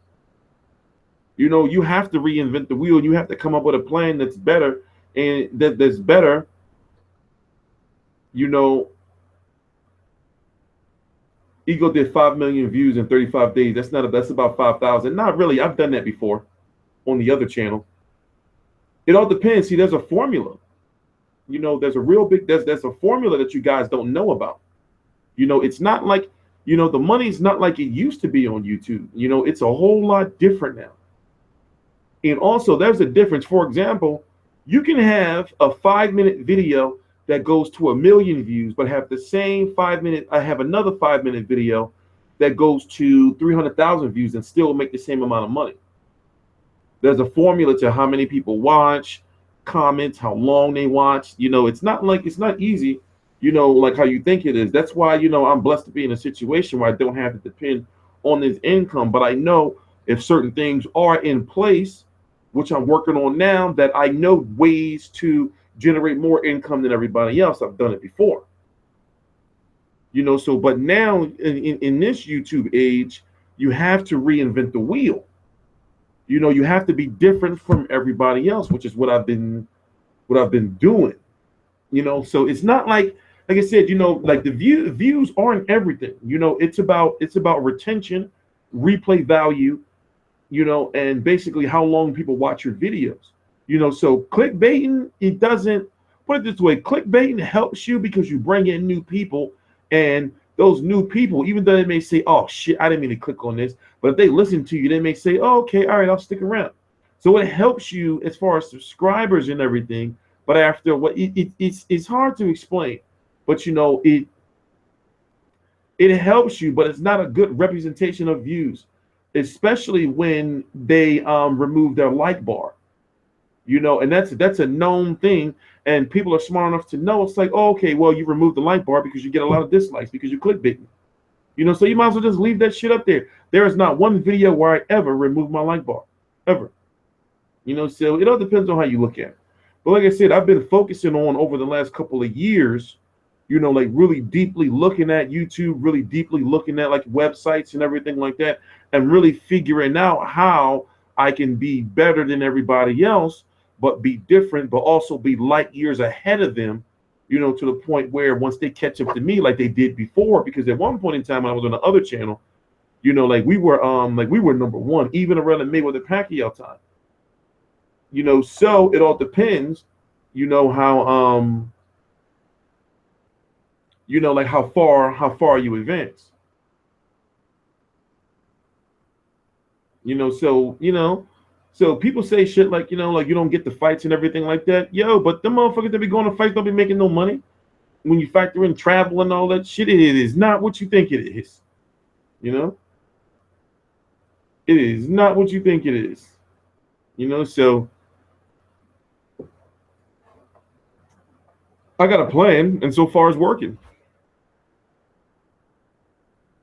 The plan, you know, my job is just pretty much, you know, like to report boxing and cover boxing. And consistency is key on YouTube. Consistency is the key on YouTube. You know, you gotta be consistent, and also you gotta be different. You gotta be different. You know, it's very rare that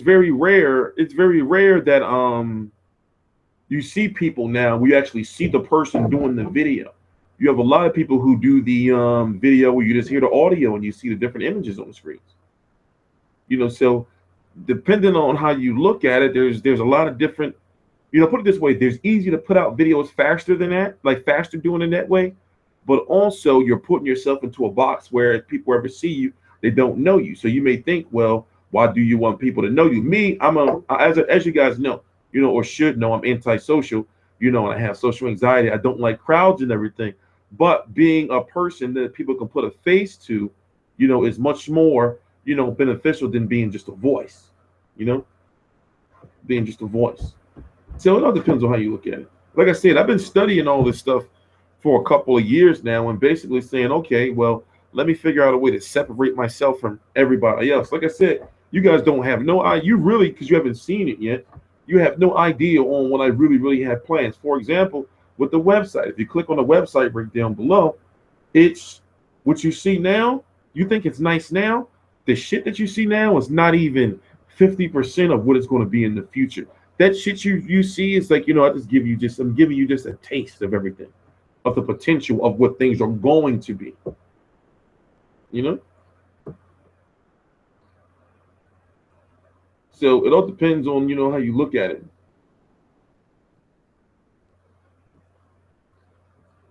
So, like I said, you know, I've been like, the stars are finally aligning to where I have everything in place, you know, which is the reason why I completely cut myself off from the world for like a nice long time, you know, that I have everything in place to now, you know, finally go ahead, like with my visions that I've had of what I wanted to do with boxing on YouTube and, you know, in boxing media and moving on to promoting sometime, you know, in the next few years or so.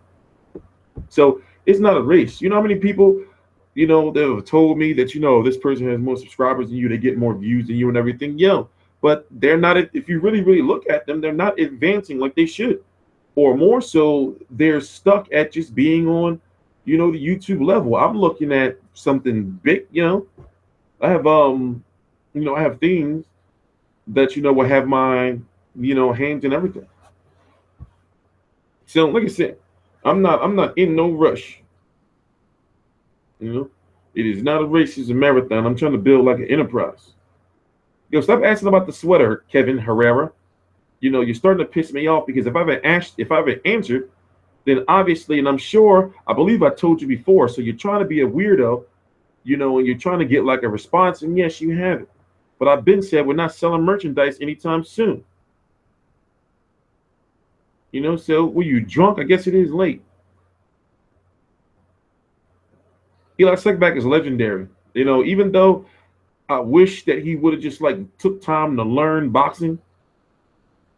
You know, he stumbled on the boxing, you know, but he's a legend, you know, but I just wish that he really took time to learn boxing and advance himself as far as questions and everything like that, because he just, you know, he just be asking any old thing. And I'd be thinking like, yo, bro, you like Sekback.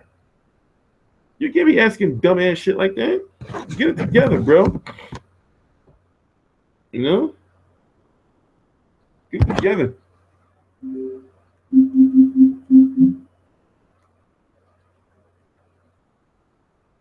You know?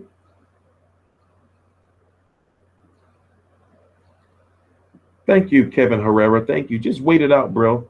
I already said we're not selling no merchandise anytime soon. We're not selling no merchandise anytime soon.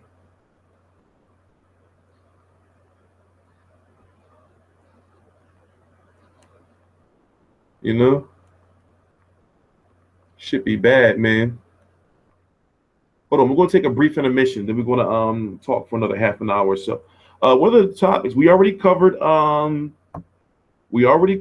Vargas versus Berchelt, Miura versus Roman, Garcia versus Zlaticanin,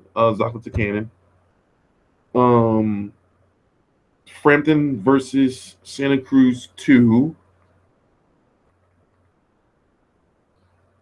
What else? We got to figure out what else we got to cover. What are the news? Oh, I'm going to the Roy Jones fight. And guess who's going to be there? Tyson Fury. Roy Jones fight in a couple of weeks. I'm going to be there, and Tyson Fury's going to be there. Ain't that crazy? It's right here in Delaware. Crazy. It's going to be so lit. Hold on, I'm looking for the Frampton versus Santa Cruz post-fight press conference. And actually what I'm doing is, it's 5:30 a.m. right now, 5:32. I got to be somewhere at noon, and I got to leave at 11. So basically, I got to leave in like, what, 6 hours? So I'm actually great. Start prepping breakfast. It's going to take me about 5 or 10 minutes, and then we're going to come back and talk some more boxing. So I guess what we're going to do is we're going to start back from the beginning and talk about Frampton versus Santa Cruz, and then I'll answer all your questions and everything like that. And then we'll go from there. This shit probably going to be loud when I start it. Let me see. Hope not. Our sport, to carry our sport, to make it mainstream. Okay. Yeah, he's friends with Bobby Gunn. So it's crazy because I'm going to get to meet Tyson Fury. It's a lot of shit going on, you know. So like I said, the stars are aligning, man. The stars are like really, really aligning. I'm actually like really hyped. A lot of good shit going on. So also in the meantime, you guys can go on to the website. The link is right down below in the description box, and check out some stories. As soon as I get off of here, I'm going to upload a few more. I really should sleep. I'm thinking that, yeah, I really should sleep.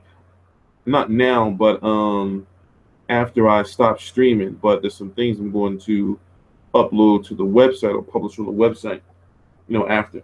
So let me play this. I'll be right back. Give me like 10 minutes or less. And I am so pumped. I mean, that was absolutely spectacular. So I'm very proud of Mikey. And if you guys have any, if you want to come up and say a few words. Right back. Thank you, everybody, for being here. Thank you. I just want to thank everybody, starting, you know, Rich Schaefer, MGM, Steven Espinosa, Showtime, the media, all you guys, all my fans, and all my supporters. So we're back, and this, like I said, I keep telling you guys, the best is yet to come. This is only the beginning. You know, it's early in the year, but I think we're up to a good start. You know, congratulate, you know, Miguel when he comes up here. I want to congratulate him too. Great victory. Carl Frampton put up a great fight. Benavides, great performance, red catch.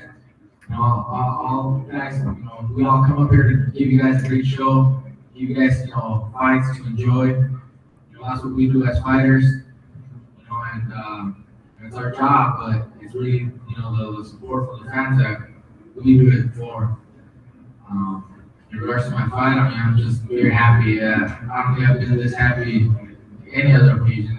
This is my third world title, but the other two were, I don't know, for some reason, they weren't maybe as meaningful, or I just didn't feel that, impact or anything. I won my first title, it was like not a big deal. I won my second title, it was like, again, okay, whatever, not a big deal.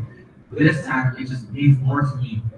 And even before the fight, we were still in the locker room, I told my guys, I'm more happier this time than ever. I'm more excited. Something's up, I don't know. And finally winning that, the way the fight ended was just unbelievable. I got the support from the fans, everybody. I mean, it was just wonderful. I got very emotional, and I'm also very glad that my opponent's okay. I heard he was recovered and he was cleared from the medical offices, and I'm very, thankful for that. But he was obviously, he was a well-worthy champion. He came in here, very confident, dangerous. I expected my game plan, and I had good results. I don't know what else to say except, I'm very, very happy. If anybody wants to obviously ask me some questions, I know we were already discussing some stuff earlier.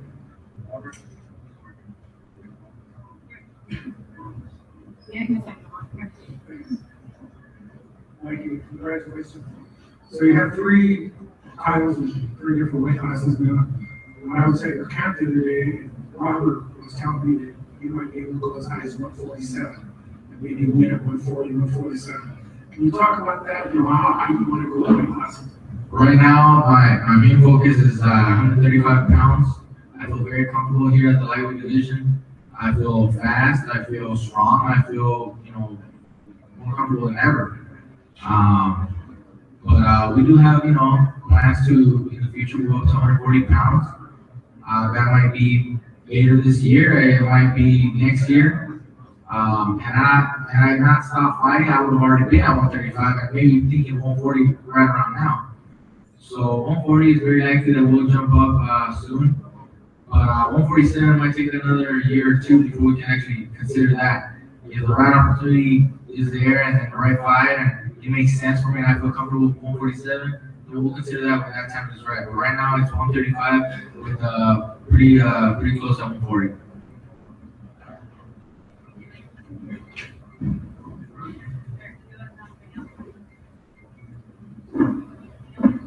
Hi, Mikey. First of all, congratulations. Thank you. How comfortable were you in there? I mean, right at the beginning, before the fight began, it looked like you were waiting to sell us the media function. Talk about that. I'm just, it's nothing new to me. It just seems kind of natural to me to just be up there and do what I gotta do. I don't feel pressure, fighting on a big stage or because of fans, or I just don't feel that really. I'm comfortable in there. I mean, I enjoy that. I love that. And so I'm looking around for people, recognizing people, looking at the media, looking at my family, some friends, just to see where they're at, and kind of just take it all in. But I just feel very comfortable in there. Once the bell rings, of course, it's time to get to work. We dictate the pace, dictate the fight, but I'm always aware of the surroundings. Mike, congratulations. That was amazing. Thank you. I want to talk a little bit about the strategy. How important was establishing the jab in the first round for you?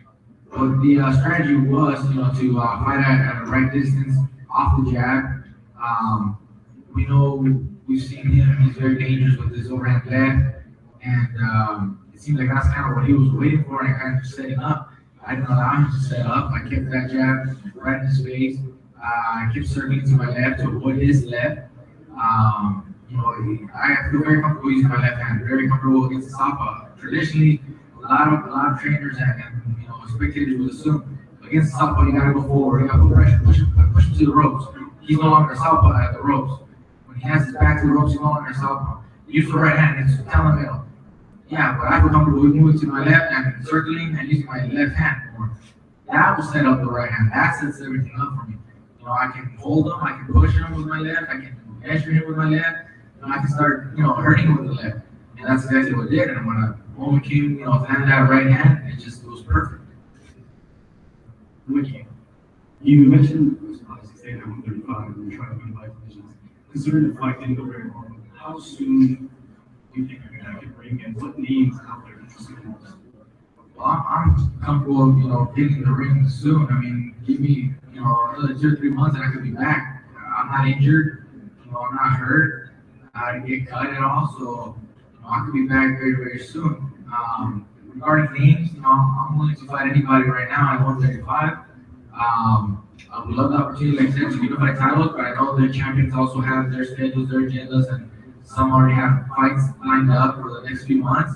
So we'll probably have to wait later, maybe a few more months, 6-9 months before we can actually unify.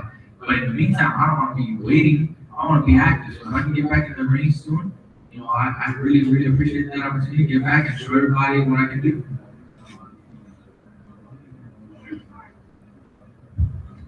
Mikey, back here in the back. Yes. So right now you're not signed by any promotional companies. Would you take on Lomachenko at 35 and fight the top ranked fighter?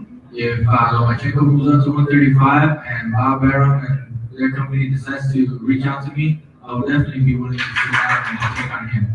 I haven't heard anything from their side, mentioning my name. I hear the media, fans mentioning that name, as a possible matchup, but I still haven't heard anything from the promoter or management or anything like that. Mikey, you said winning the championship of the world was different this time. It really felt it this time. Why is that? Is it because it was the WBC belt in comparison to the WO, or the layoff made you grateful? What is it? I don't know if it's just one thing. I think it's a combination of things. One, my dad, my brother had always wanted to have that WBC at home.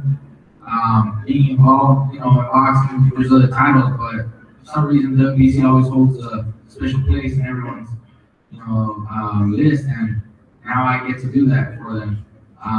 Layoff also kind of like sparked that fire and that passion for the sport again. Seeing all the fans out there supporting me, no one forgot about me during the 2.5 years that I was gone, and it showed tonight. It showed in my return fight in July, and it showed again today. And I think it's a combination of everything. All these things put together just filled me up with more joy and more excitement than ever before. This time I won the title, and I feel like it was maybe like my first time winning the title. I really feel happy inside, unlike the first and second time that I won them. Like I said, those times it was like, no, it's not a big deal to me. It was just like whatever. But this time I'm very, very happy. Anybody else here? All right. Well, thank you very much, guys.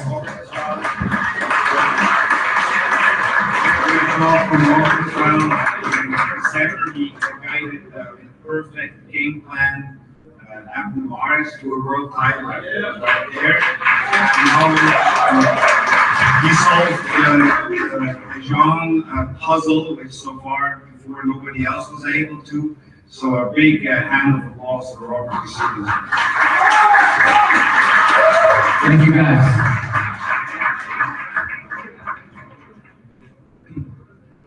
Okay, do you guys have any questions for Bandidas? David Bandidas?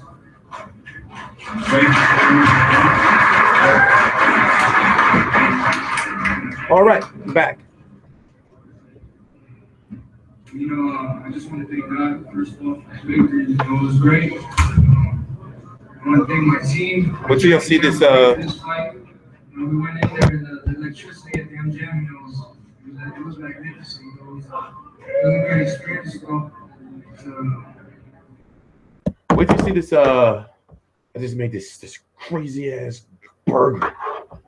I just made this crazy ass burger. Who? Oh man, we got some spammers in here. Who must be new? Let me see. Let me catch up to the chat. Yeah, it's pretty common that I leave. It's pretty common that I'll say I'll start at a certain time and then don't. But yeah, actually I'm cooking because I haven't ate. It's 5:44 now. I haven't ate since like 6 p.m. something like that. So I'm making something to eat. Then after I get off of here, I'm gonna do I gotta like put some stuff on the website, handle some things behind the scenes. So technically it's kind of my breakfast. So it's a lot of shit going on. But yeah, Mikey Garcia, as we talked about earlier, says that he wants to see if there's any other champions who want to unify. But the problem is, the politics involved. And also, the WBC ordered him to fight the winner of Jorge Linares, versus Jorge Linares versus Anthony Crolla. Oh, something's fishy about that Rod Smith guy. You know, so in fact, let me click his channel, see who this guy is. Something's fishy about this Rob Smith guy. But yeah, so, you know, and then he's talking about 140 pounds. Now, I do feel that he's going to move to 140 in 2018. You know, but it's 2017 too soon after he just won a championship? Was this just to win a championship and move up? And also, how is he doing with the weight at 100 and 35 pounds? Because why is he talking about 140 pounds so soon? You see what I'm saying? You know, like, why is he talking about moving up in weight so soon? So once again, if you look at the 35 pound division, you have Jorge Linares, who is a WBC diamond belt. Mikey Garcia is a WBC regular belt. Jorge Linares also has the WBA, the only WBA title at 135 pounds. And then you have Robert Easter, who is also an Al Heyman fighter, or more so, there's no politics involved with making Robert Easter versus Mikey Garcia. But would they allow Robert Easter to fight such a tough fight this early in his career, especially when he just won the belt 1 fight or so ago? And then you have WBO champion Terry Flanagan, who is taking on Peter Petrov in a very good fight. I believe that's in April. I believe that is. You know, so he's saying he wants to unify, but it's like, well, who is he going to fight next? You know, so looking at the 135 pound rankings, also you have Luke Campbell, a UK fighter who's on the WBC path, but maybe his promoter Eddie Hearn may slow him down and say, oh, well, we don't want you against Mikey Garcia. We're going to move you, you know, a little slower, you know, than you were, because I think they were angling towards getting Zlaticanin or maybe Jorge Linares. We don't know. You know, so it's going to be the biggest thing with this Mikey Garcia situation is to see what the WBC does when it comes to Jorge Linares' WBC diamond belt, and Jorge Linares is also the WBA champion. You know, because looking at the top 15 of the WBC, and of course, if you're champion, you have to fight somebody in the top 15. Let me pull it up for you. There's really not enough there. You know, there's really not enough there. You know, for us to say, oh, okay, Mikey Garcia is fighting this guy. There we go. Present. What is it? What is it? Lightweight. So you see how they have Jorge Linares listed here as the diamond champion, and then the Zlaticanin. This is now Mikey Garcia. You know, and you have Luke Campbell, who's the silver champion. And then you have Dante Jardin, who's this guy. Here's Mikey Garcia right there. Then it's he is actually, this guy right here is actually Robert Easter Jr.'s mandatory. Then you have Luke Campbell, we were talking about. And then if you look outside of Ray Beltran, you know, Peter Petrov, who we talked about, is fighting Terry Flanagan for the WBA. Anthony Crolla, who's fighting Jorge Linares. Richard Comey, but he is having some issues. Yvonne Mindy, who beat Luke Campbell. And these guys, who do you really know? You see what I'm saying? Who do you really know? And also, if you didn't notice, this right here means that the boxers are in the 24/7 clean boxing program, and these guys aren't. So, like I said, there's a lot of, you know, ways and places Mikey Garcia can go. And soon, as I said, I'm going to stop using these boxing rankings. Once my rankings are done, they will be done by the middle of March. That's when all the rankings are normally updated for all the organizations. You know, so we're going to stop using these people's rankings. But mine only goes to 147 because we're still trying to find a safe and easily updated format. You know, so but in the meantime, we're going to use their boxing rankings. And right now, here is the 135 pound division. You know, so take a look at this for a minute. You know, and as you can see, you know, Mikey Garcia is now the champion. And Mikey Garcia, for his next fight, has to fight somebody in the top 15. Now, think of the guys who are already in fights, you know, that are coming up. You have to subtract those. And also, if there's any type of political issues as well, which may be with Ray Beltran. You know, so I'll be right back.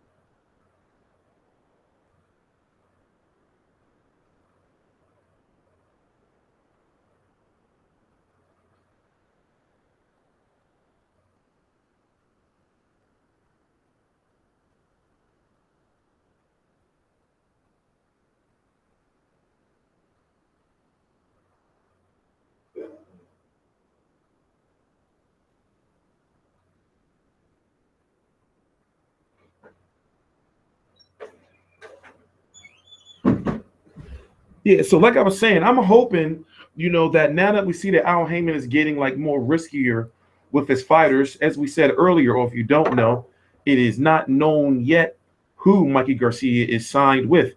Is he signed with Richard Schaefer? You know, is he looking at the fight? It seemed like Richard Schaefer had a lot invested in him. He was very excited and happy for Mikey Garcia.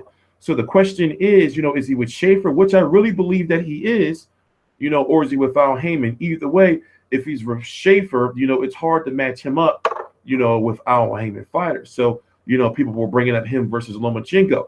Do I see that fight happening if Lomachenko moves to 135? And he is talking about moving to 135.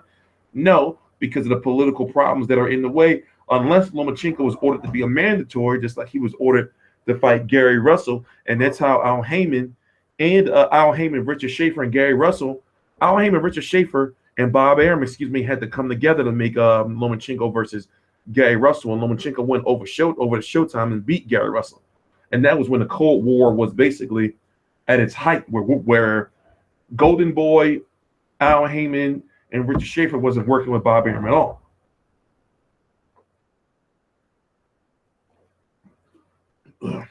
So,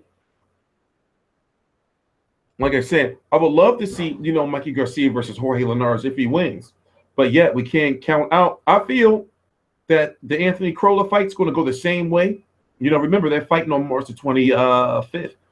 Crolla and Jorge Linares for the WBC and WBA belt. And it's on Showtime. So therefore, why is Showtime investing in this fight? You know, if not thinking the possibility of the winner fighting Mikey Garcia. So what if Mikey Garcia fights one of these guys, right, gets it out of the way, and then WBC orders him to fight Jorge Linares or Anthony Crolla?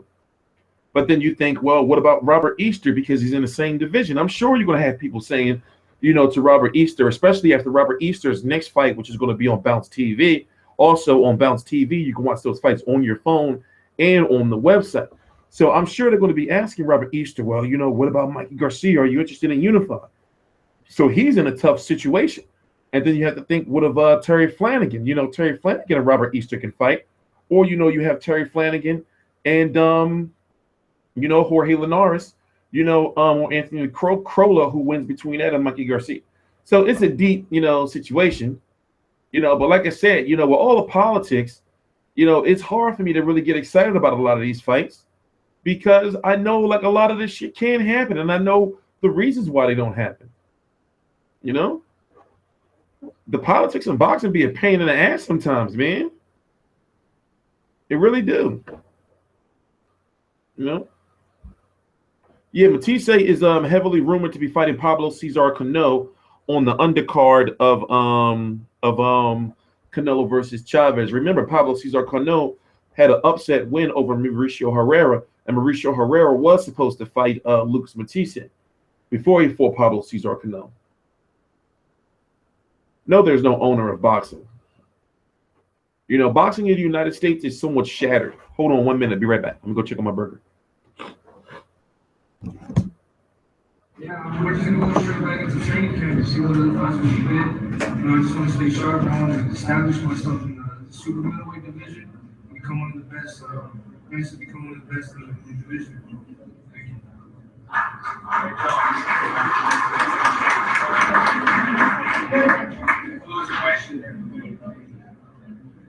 I hear in the back there. In the past, you sparred with Triple G and Cali Pathway, and now you've made the transition full time from Phoenix to Long Beach. How has that affected you? Well, you know, it's in Long Beach. You know, I really don't know anybody there. Just strictly training, you know, every day. Just, you know, and I think it's really benefited me a lot because you know now I'm in the gym all day. And I just want to better myself, man. I just want to become one of the best.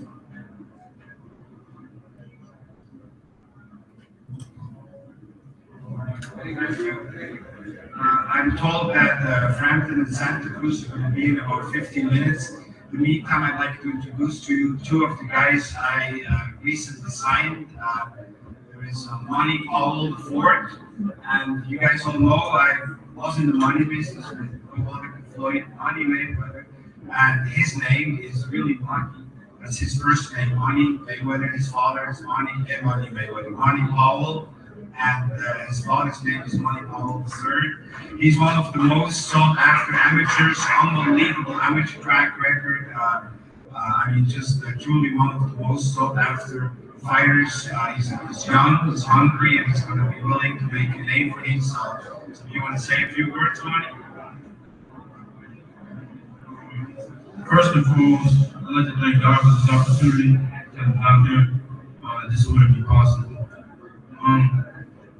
I'd really like to thank Richard too for giving me the opportunity to be able to sign with Ringstar Sports because with me being able to sign with him is just opened up a lot of doors for me.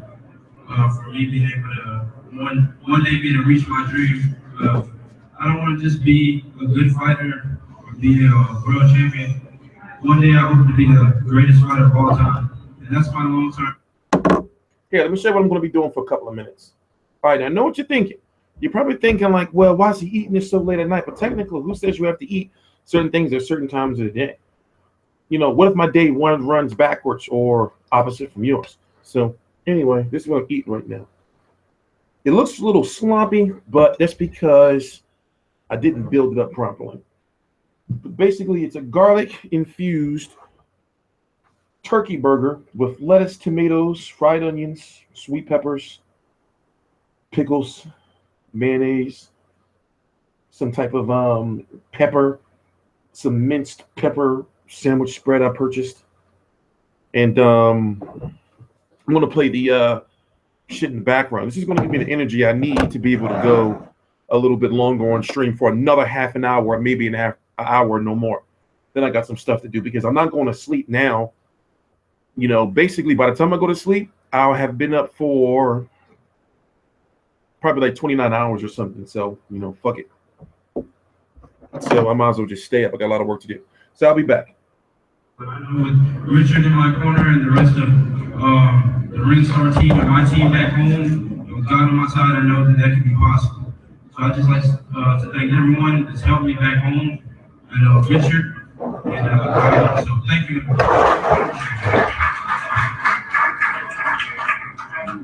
Misael Rodriguez, Mexican Olympian, the first Mexican Olympian in 16 years to medal and bring home a bronze medal to Mexico.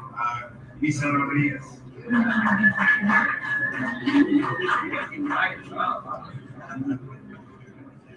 Bueno, pues,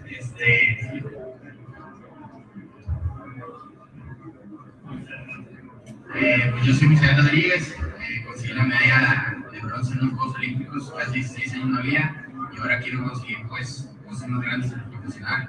Quiero ser campeón del mundo, ese es el sueño de todos los boxeadores, también es el mío. Espero estén de mí, que quiero darles grandes triunfos. I had a great run in the Olympics, and now it's time to turn pro. Just looking forward to becoming a pro. And I've been saying he wants to fight all the best fighters, and looking forward to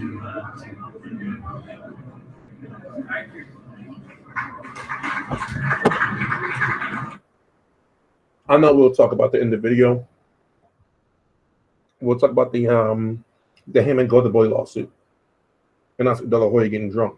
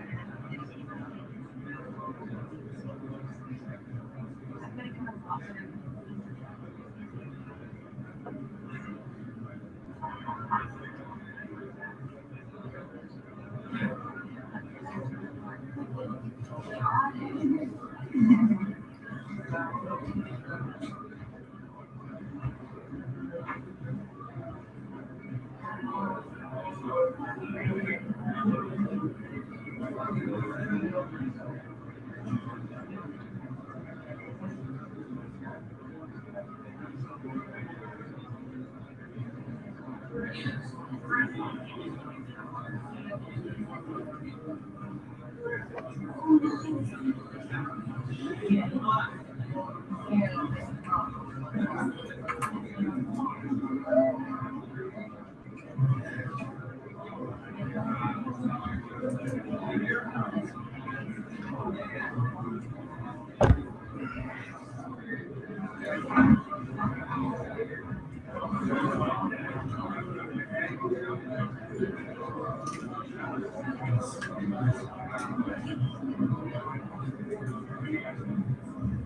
right, ladies and gentlemen, we have Carl Frampton here. If I can please ask you guys to take a seat, I would much appreciate it.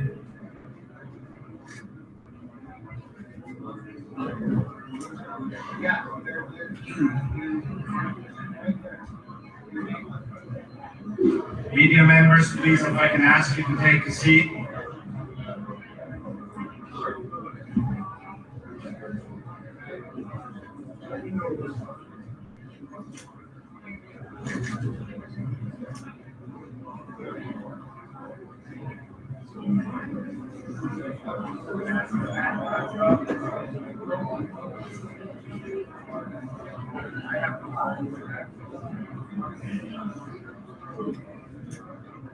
All right, give me a couple more minutes. Let me wrap up the other half of this burger.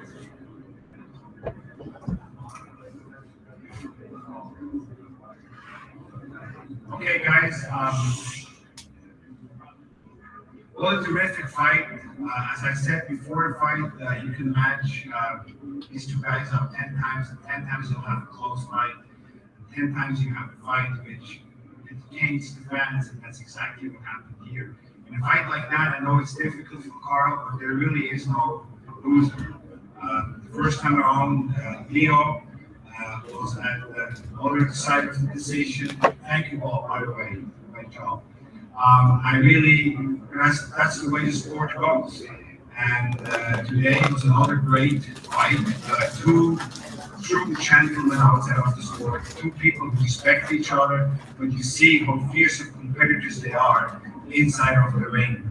And it is a pleasure for me now to call up to the podium a true champion, one of the pound for pound best fighters in the world, no question about it. And that, in my opinion, by the way, does not depend on winning one fight or not winning one fight. That's who Carl Frampton is, pound for pound, one of the best, most exciting, most thrilling fighters in the world. And he showed that tonight. That's exactly what he showed tonight again. So it really is an honor for me to call up Carl Frampton.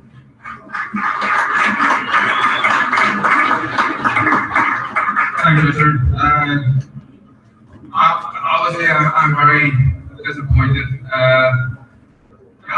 It was a huge fight. I think me and Leo and I have had 24 rounds with each other, and they've all been really competitive rounds.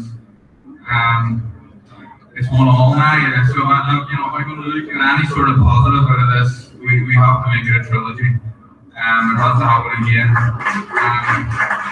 Leo is a tremendous fighter.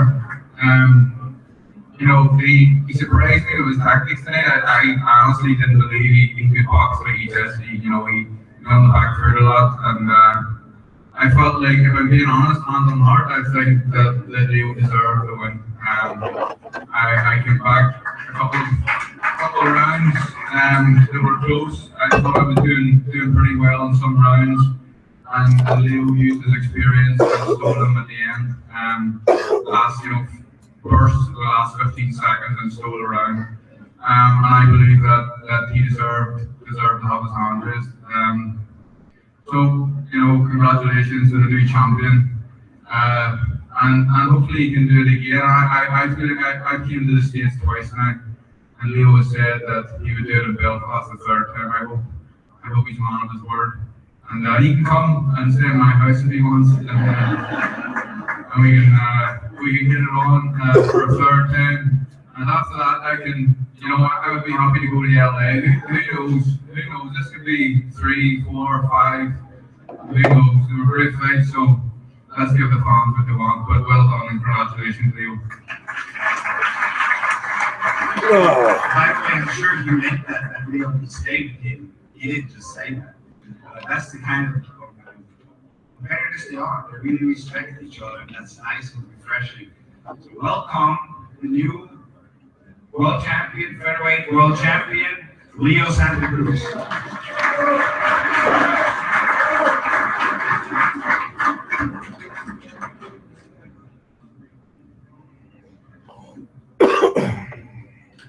Good night, everyone.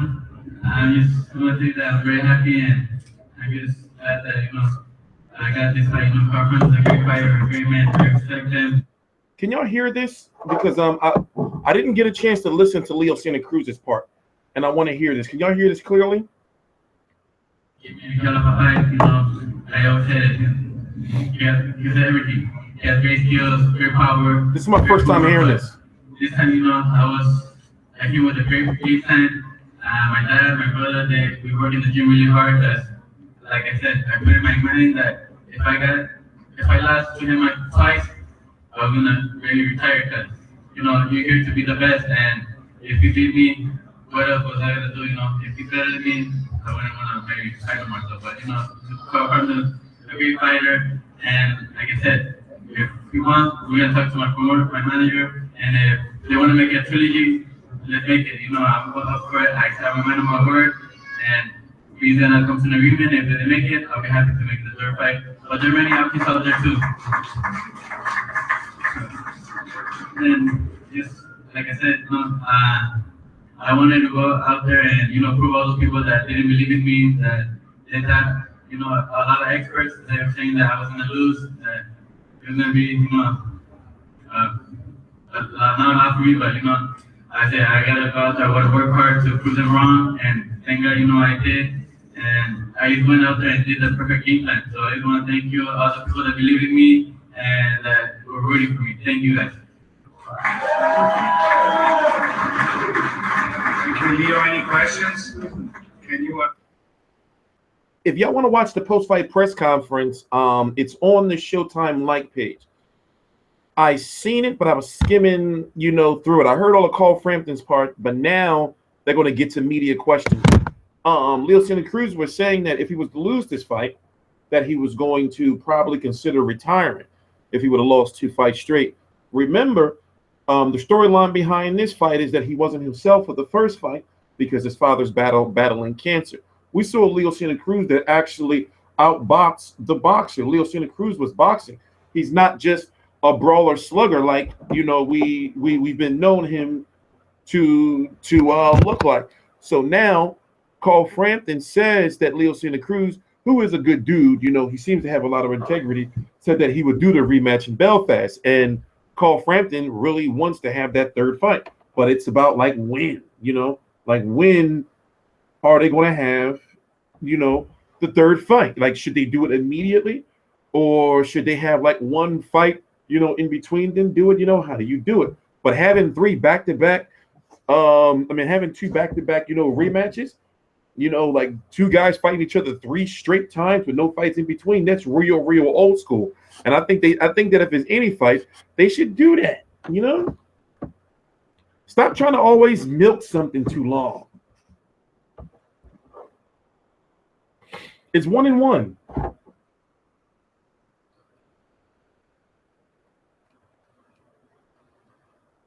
Oh man, how come it's not playing?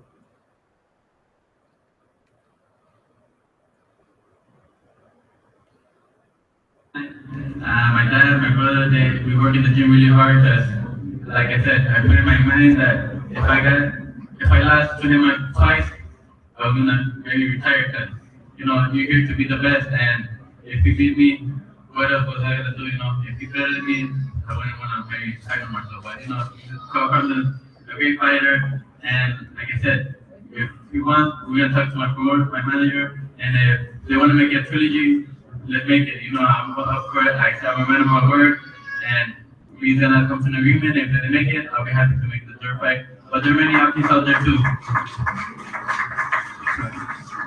And just like I said, I wanted to go out there and prove all the people that didn't believe in me, that they thought a lot of experts, they were saying that I was gonna lose, that it was gonna gonna be, not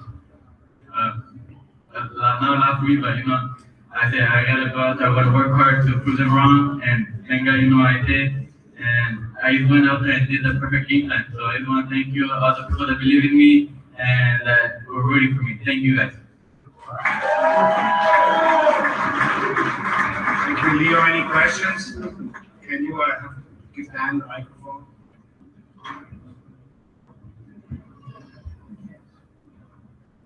Hey, Leo, congratulations. What another great fight that was. Dan Rayfield. I heard Carl when he came in. He said you were a man of your word, and as you said, you're doing it a third time. He said he's come to the United States twice, once in New York, once now here in Las Vegas. I want you to go to Belfast for the third fight. What are your thoughts about going to Belfast for the third fight? Okay. Yeah, like I said, I'm a man of word, and a real champion, a true champion will go anywhere. Because, once we up in the ring, it's only me, Carl Frampton, and I know the crowd, they're going to be all for him and everything. And it's going to be very hard, but, if I go out there, and if I get him, and if they get that it's him, I know the fans and everybody all over the world that sees it is going to see if I won it. But if he wins his fair and square, I give it to him and everything, but, like I said, I'm willing to go up there. I don't care. Every time we go anywhere.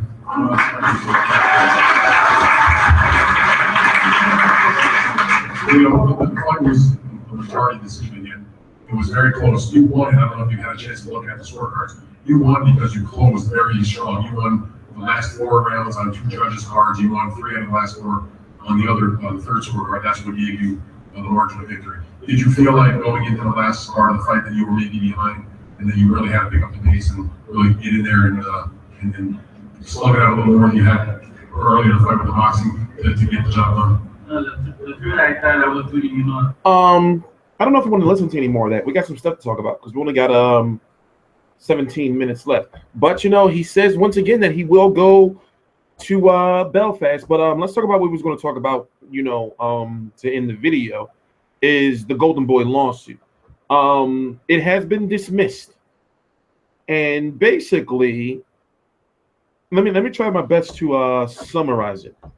Golden Boy was suing Al Heyman and Premier Boxing Champion, saying that they were trying to monopolize boxing, and saying that their plan with the time buys and all that type of stuff, yada yada yada, was causing Golden Boy to lose money, and that Al Heyman wasn't allowing his fighters to negotiate fights with Golden Boy, and whatever.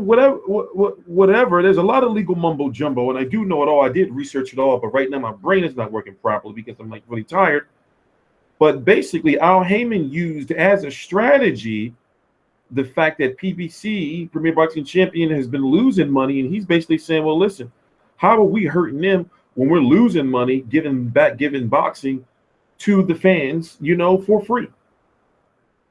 So this is a topic that has been really sensitive because basically people didn't want to tell the truth, or they didn't get off of their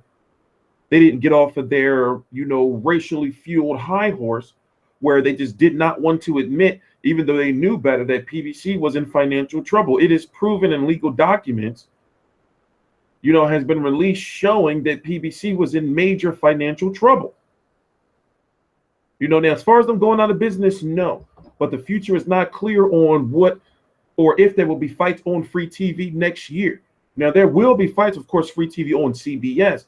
But as far as NBC, and Fox and all those type of, and all that, type of stuff. So, I remember, it was this big thing going on YouTube where, certain people were saying, oh, PBC is losing money, they're going out of business. And then there was other, media members who, are very heavy Al Heyman supporters, didn't want to believe it, or they knew, or was just spreading false information, or just not telling the truth. And it's like, for what? If they losing money, it's like, okay, we're getting free boxing. I look at it like this. As a media member, you should want the more boxing, the better, because as a media member, that means more work for you.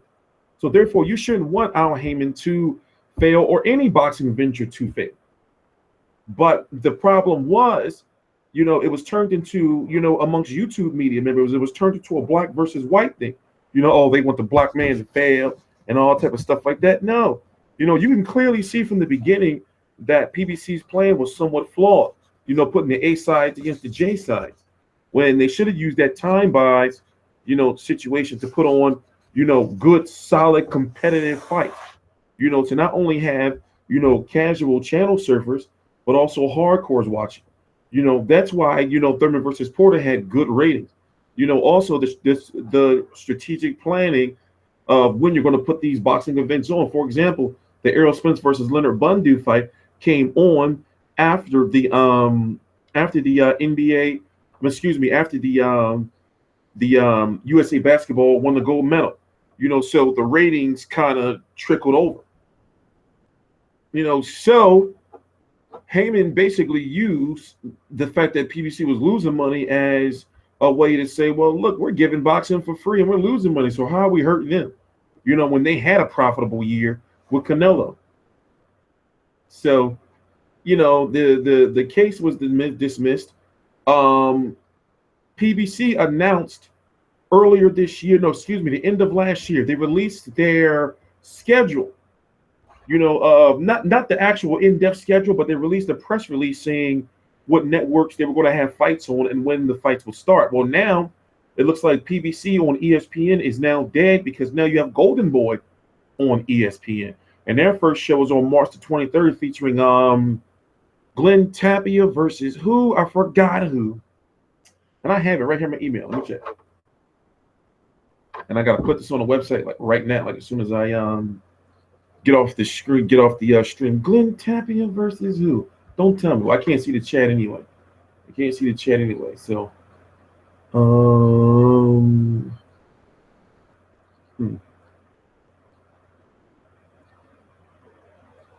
do it. Top flight prayer. There it is. Glenn Tapia.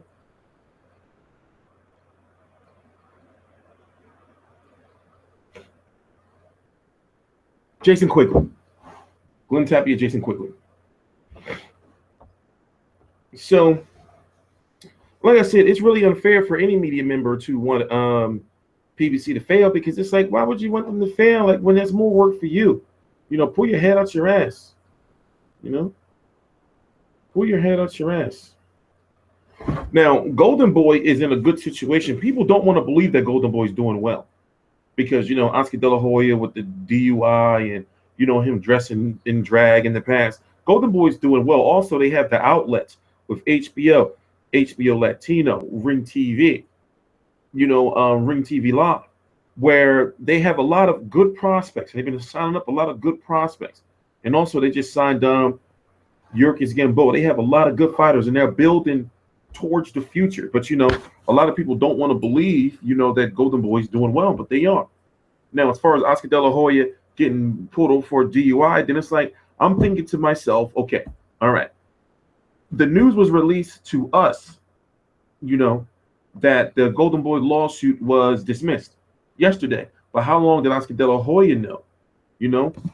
So did he know a couple of days before? And that's probably why he got all pissed off, you know? And maybe, you know, ended up drinking more. But either way, he's gotta stop that shit, especially during fight weeks. You know, how you drinking and getting DUIs during fight weeks? You're a millionaire. Catch a fucking Uber. You know, something. He can't be doing that shit, man. He can't be doing that shit. You know, he's supposed to know better. You know, he knows he's got a bad reputation for being, you know, like being, you know, mental health and using drugs and everything. No, I didn't quit drinking. You know, but one thing for sure is I never had no physical dependency on alcohol. I just was partying a lot and sleeping with a lot of women. You know, why is it your business? I never seen you comment before, ever, poon handler. You know, but Oscar has a physical dependency. He's been drinking since he was a child. Well, he can't be doing that shit. It's obviously he can't control his liquor when he's speeding, you know, like in LA, getting pulled over, getting DUIs and shit. And then there's been multiple interviews where he's been visibly drunk. He was drunk the night before I interviewed him. I didn't find out until after I interviewed him that he was drunk the night before on TMZ. You know, but he is going through a divorce. He is going through some things, but still, it's like, yo, he should be old enough and smart enough to know, like, you can't be doing this shit, man. Oscar be tripping. You know, it looks really, really bad. You know, and that's one of the reasons why him and Richard Schaefer and Al Heyman had a big falling out before Al Heyman went to rehab. I mean, before Oscar went to rehab. Remember, he went to rehab the week of Canelo versus Mayweather versus Canelo fight week. That was the biggest fight of all time at the time. And you, the Golden Boy, the one who is promoting the event, the number one guy, he was the number one promoter for Mayweather versus Canelo, because that's when Mayweather was with Golden Boy Promotions, and Mayweather Promotions was just a name. They didn't even have a license yet. You know, and the guy who's running the show, or supposed to be running the show, or the name behind the show, he's in motherfucking rehab doing fight week. You know? So it's just, you know, he's, like I said, he's got to know better. He's tripping with that, man. It looks really bad. It looks really bad.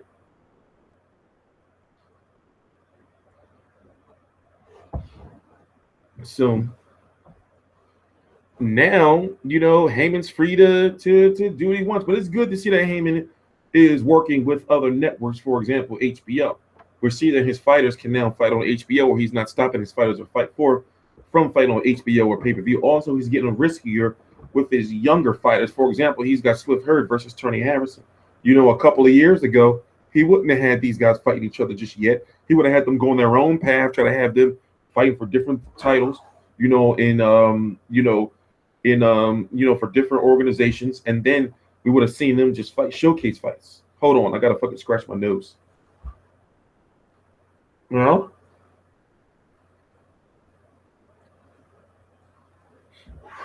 My fucking nose hairs are in an uproar.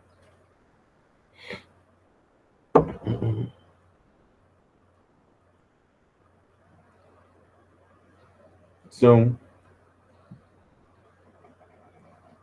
I just hope that Oscar gets his shit together, because there's too much going on good for Golden Boy Promotions outside of them losing that Heyman lawsuit. Yeah, you know, but they got some good things going on. You know, and Oscar can't be doing dumbass shit like that when he's got a bad reputation. Now, as far as those Golden Boy emails, I don't know why they're labeled as Golden Boy emails. There was a writer who was a contributor to Ring Magazine, which Golden Boy owns, you know, that said some racist shit, calling Heyman the Black Hitler and saying that nigger, you know, shouldn't be get away with what he's doing. Now people are saying that, we don't know, you know, what the other emails said and everything like that. Still, you know, that's all speculation. You can't say that the people, you know, I believe his name was Romero Gonzalez. You can't say that he's a racist because somebody sent him a racist email, but that's what people are trying to say. We don't know. We come on. That's how females speculate. That's how your girls speculate when she's trying to accuse you of doing something you're not doing. You know, if there's no proof, you can't talk about it. You know? If there's no proof, you can't talk about it. So people are saying Golden Boy is racist and everything like that. No, they're not. You don't know that. You know? You don't know that. You know, so that's how, like, you know, misinformation and all that shit gets spread. You know, people will see some shit, you know, they'll see like the emails, right? And then they'll see that they want email, and then instead of like really, really researching, they'll say, oh, this guy that works for Golden Boy sent racist emails about Heyman, calling him a nigger and Black Hitler. Dude, don't work for Golden Boy. You know? So, of course, you know, it was a legal strategy for Heyman's team, you know, to put those emails out there in the lawsuit, knowing that they would be released to the media, to get, you know, fans or people who don't know how to research hooked into this shit to say, look, Golden Boy's racist. They know how motherfuckers going to run with that shit. You know, did you see the fucking People versus OJ? All that fucking tactical shit they was doing. They knew, Heyman's side knew that even though this guy didn't work for Golden Boy, the way it looked is that they was going to assume that Golden Boy was racist too. You know? You got to read between the lines, but you know, that's how the masses work. You know, so you got these, like I said, you got these people, you know, and not just on YouTube, you know, like journalists and everything saying that Golden Boy is racist. And it's like, you don't have no proof of that. You have proof that, yes, somebody who is a contributor to Ring Magazine, just so happened Golden Boy owns Ring Magazine, you know, is on some racist shit, but you can't say that they're racist. Huh? Yeah.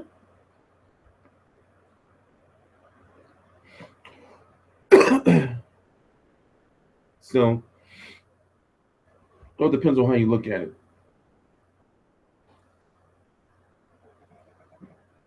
Well, it depends on how you look at it. But anyway, we got 4 minutes left. We got some shit to do. Probably going to watch something good in the background. You know, while I do this stuff on the website. I ate half of that burger and that shit is sticking. You know, as I said, I'm going to be back doing videos full time on March. Well, in March. Brought a house, got to do all that moving stuff. Still, you know, working on the website and everything behind the scenes. There's a lot of shit going on. You know, we're doing like a lot. You know, so I'm tired of like having my life isolated, especially like, you know, trying to like deal with chicks and they just think they're better than what they are, you know. So I'm trying to live like a nice, clean, you know, like trouble-free life. And things been going good. I've been living real good. You know, when I don't have any people stressing me out over dumb shit. I've been living real good. Poon handler. Don't get blocked forever. I've already put you on timeout. That means when I put you on timeout, you're blocked from commenting for 5 minutes. But don't get blocked forever. You know? Don't do that. You know, so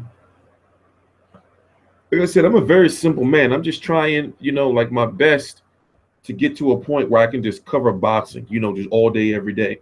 And I'm like so close to the point where I won't have to leave, you know, the house only. I don't have to leave for food and like doctor's appointments. You know, like literally the things that I want to do is just, it seems like simple shit, but you know, my life doesn't make it simple. I just want to be able to just to get up, you know, go to my office and just do boxing stuff. You know, watch boxing all day, and you know, do I look like I smoke? But yeah, I drink maybe about once or so every couple of weeks. Depends. You know, I can't drink like I used to. I don't have it. I did a fucking Canelo versus Chavez breakdown. I did 2 of them, in-depth ones. You know, I can't drink like I used to. Can't do it, you know. And if I do drink, I only drink good stuff. I don't drink no cheap shit. You know, but I'm TstreeT Controversy. This is TstreeT Controversy Live. I cover every single major fight live. All the links to my social media are right down below in the description box. Mainly, I'm really ending right now is because I really got to take a shit. As we're getting all uncomfortable, please subscribe.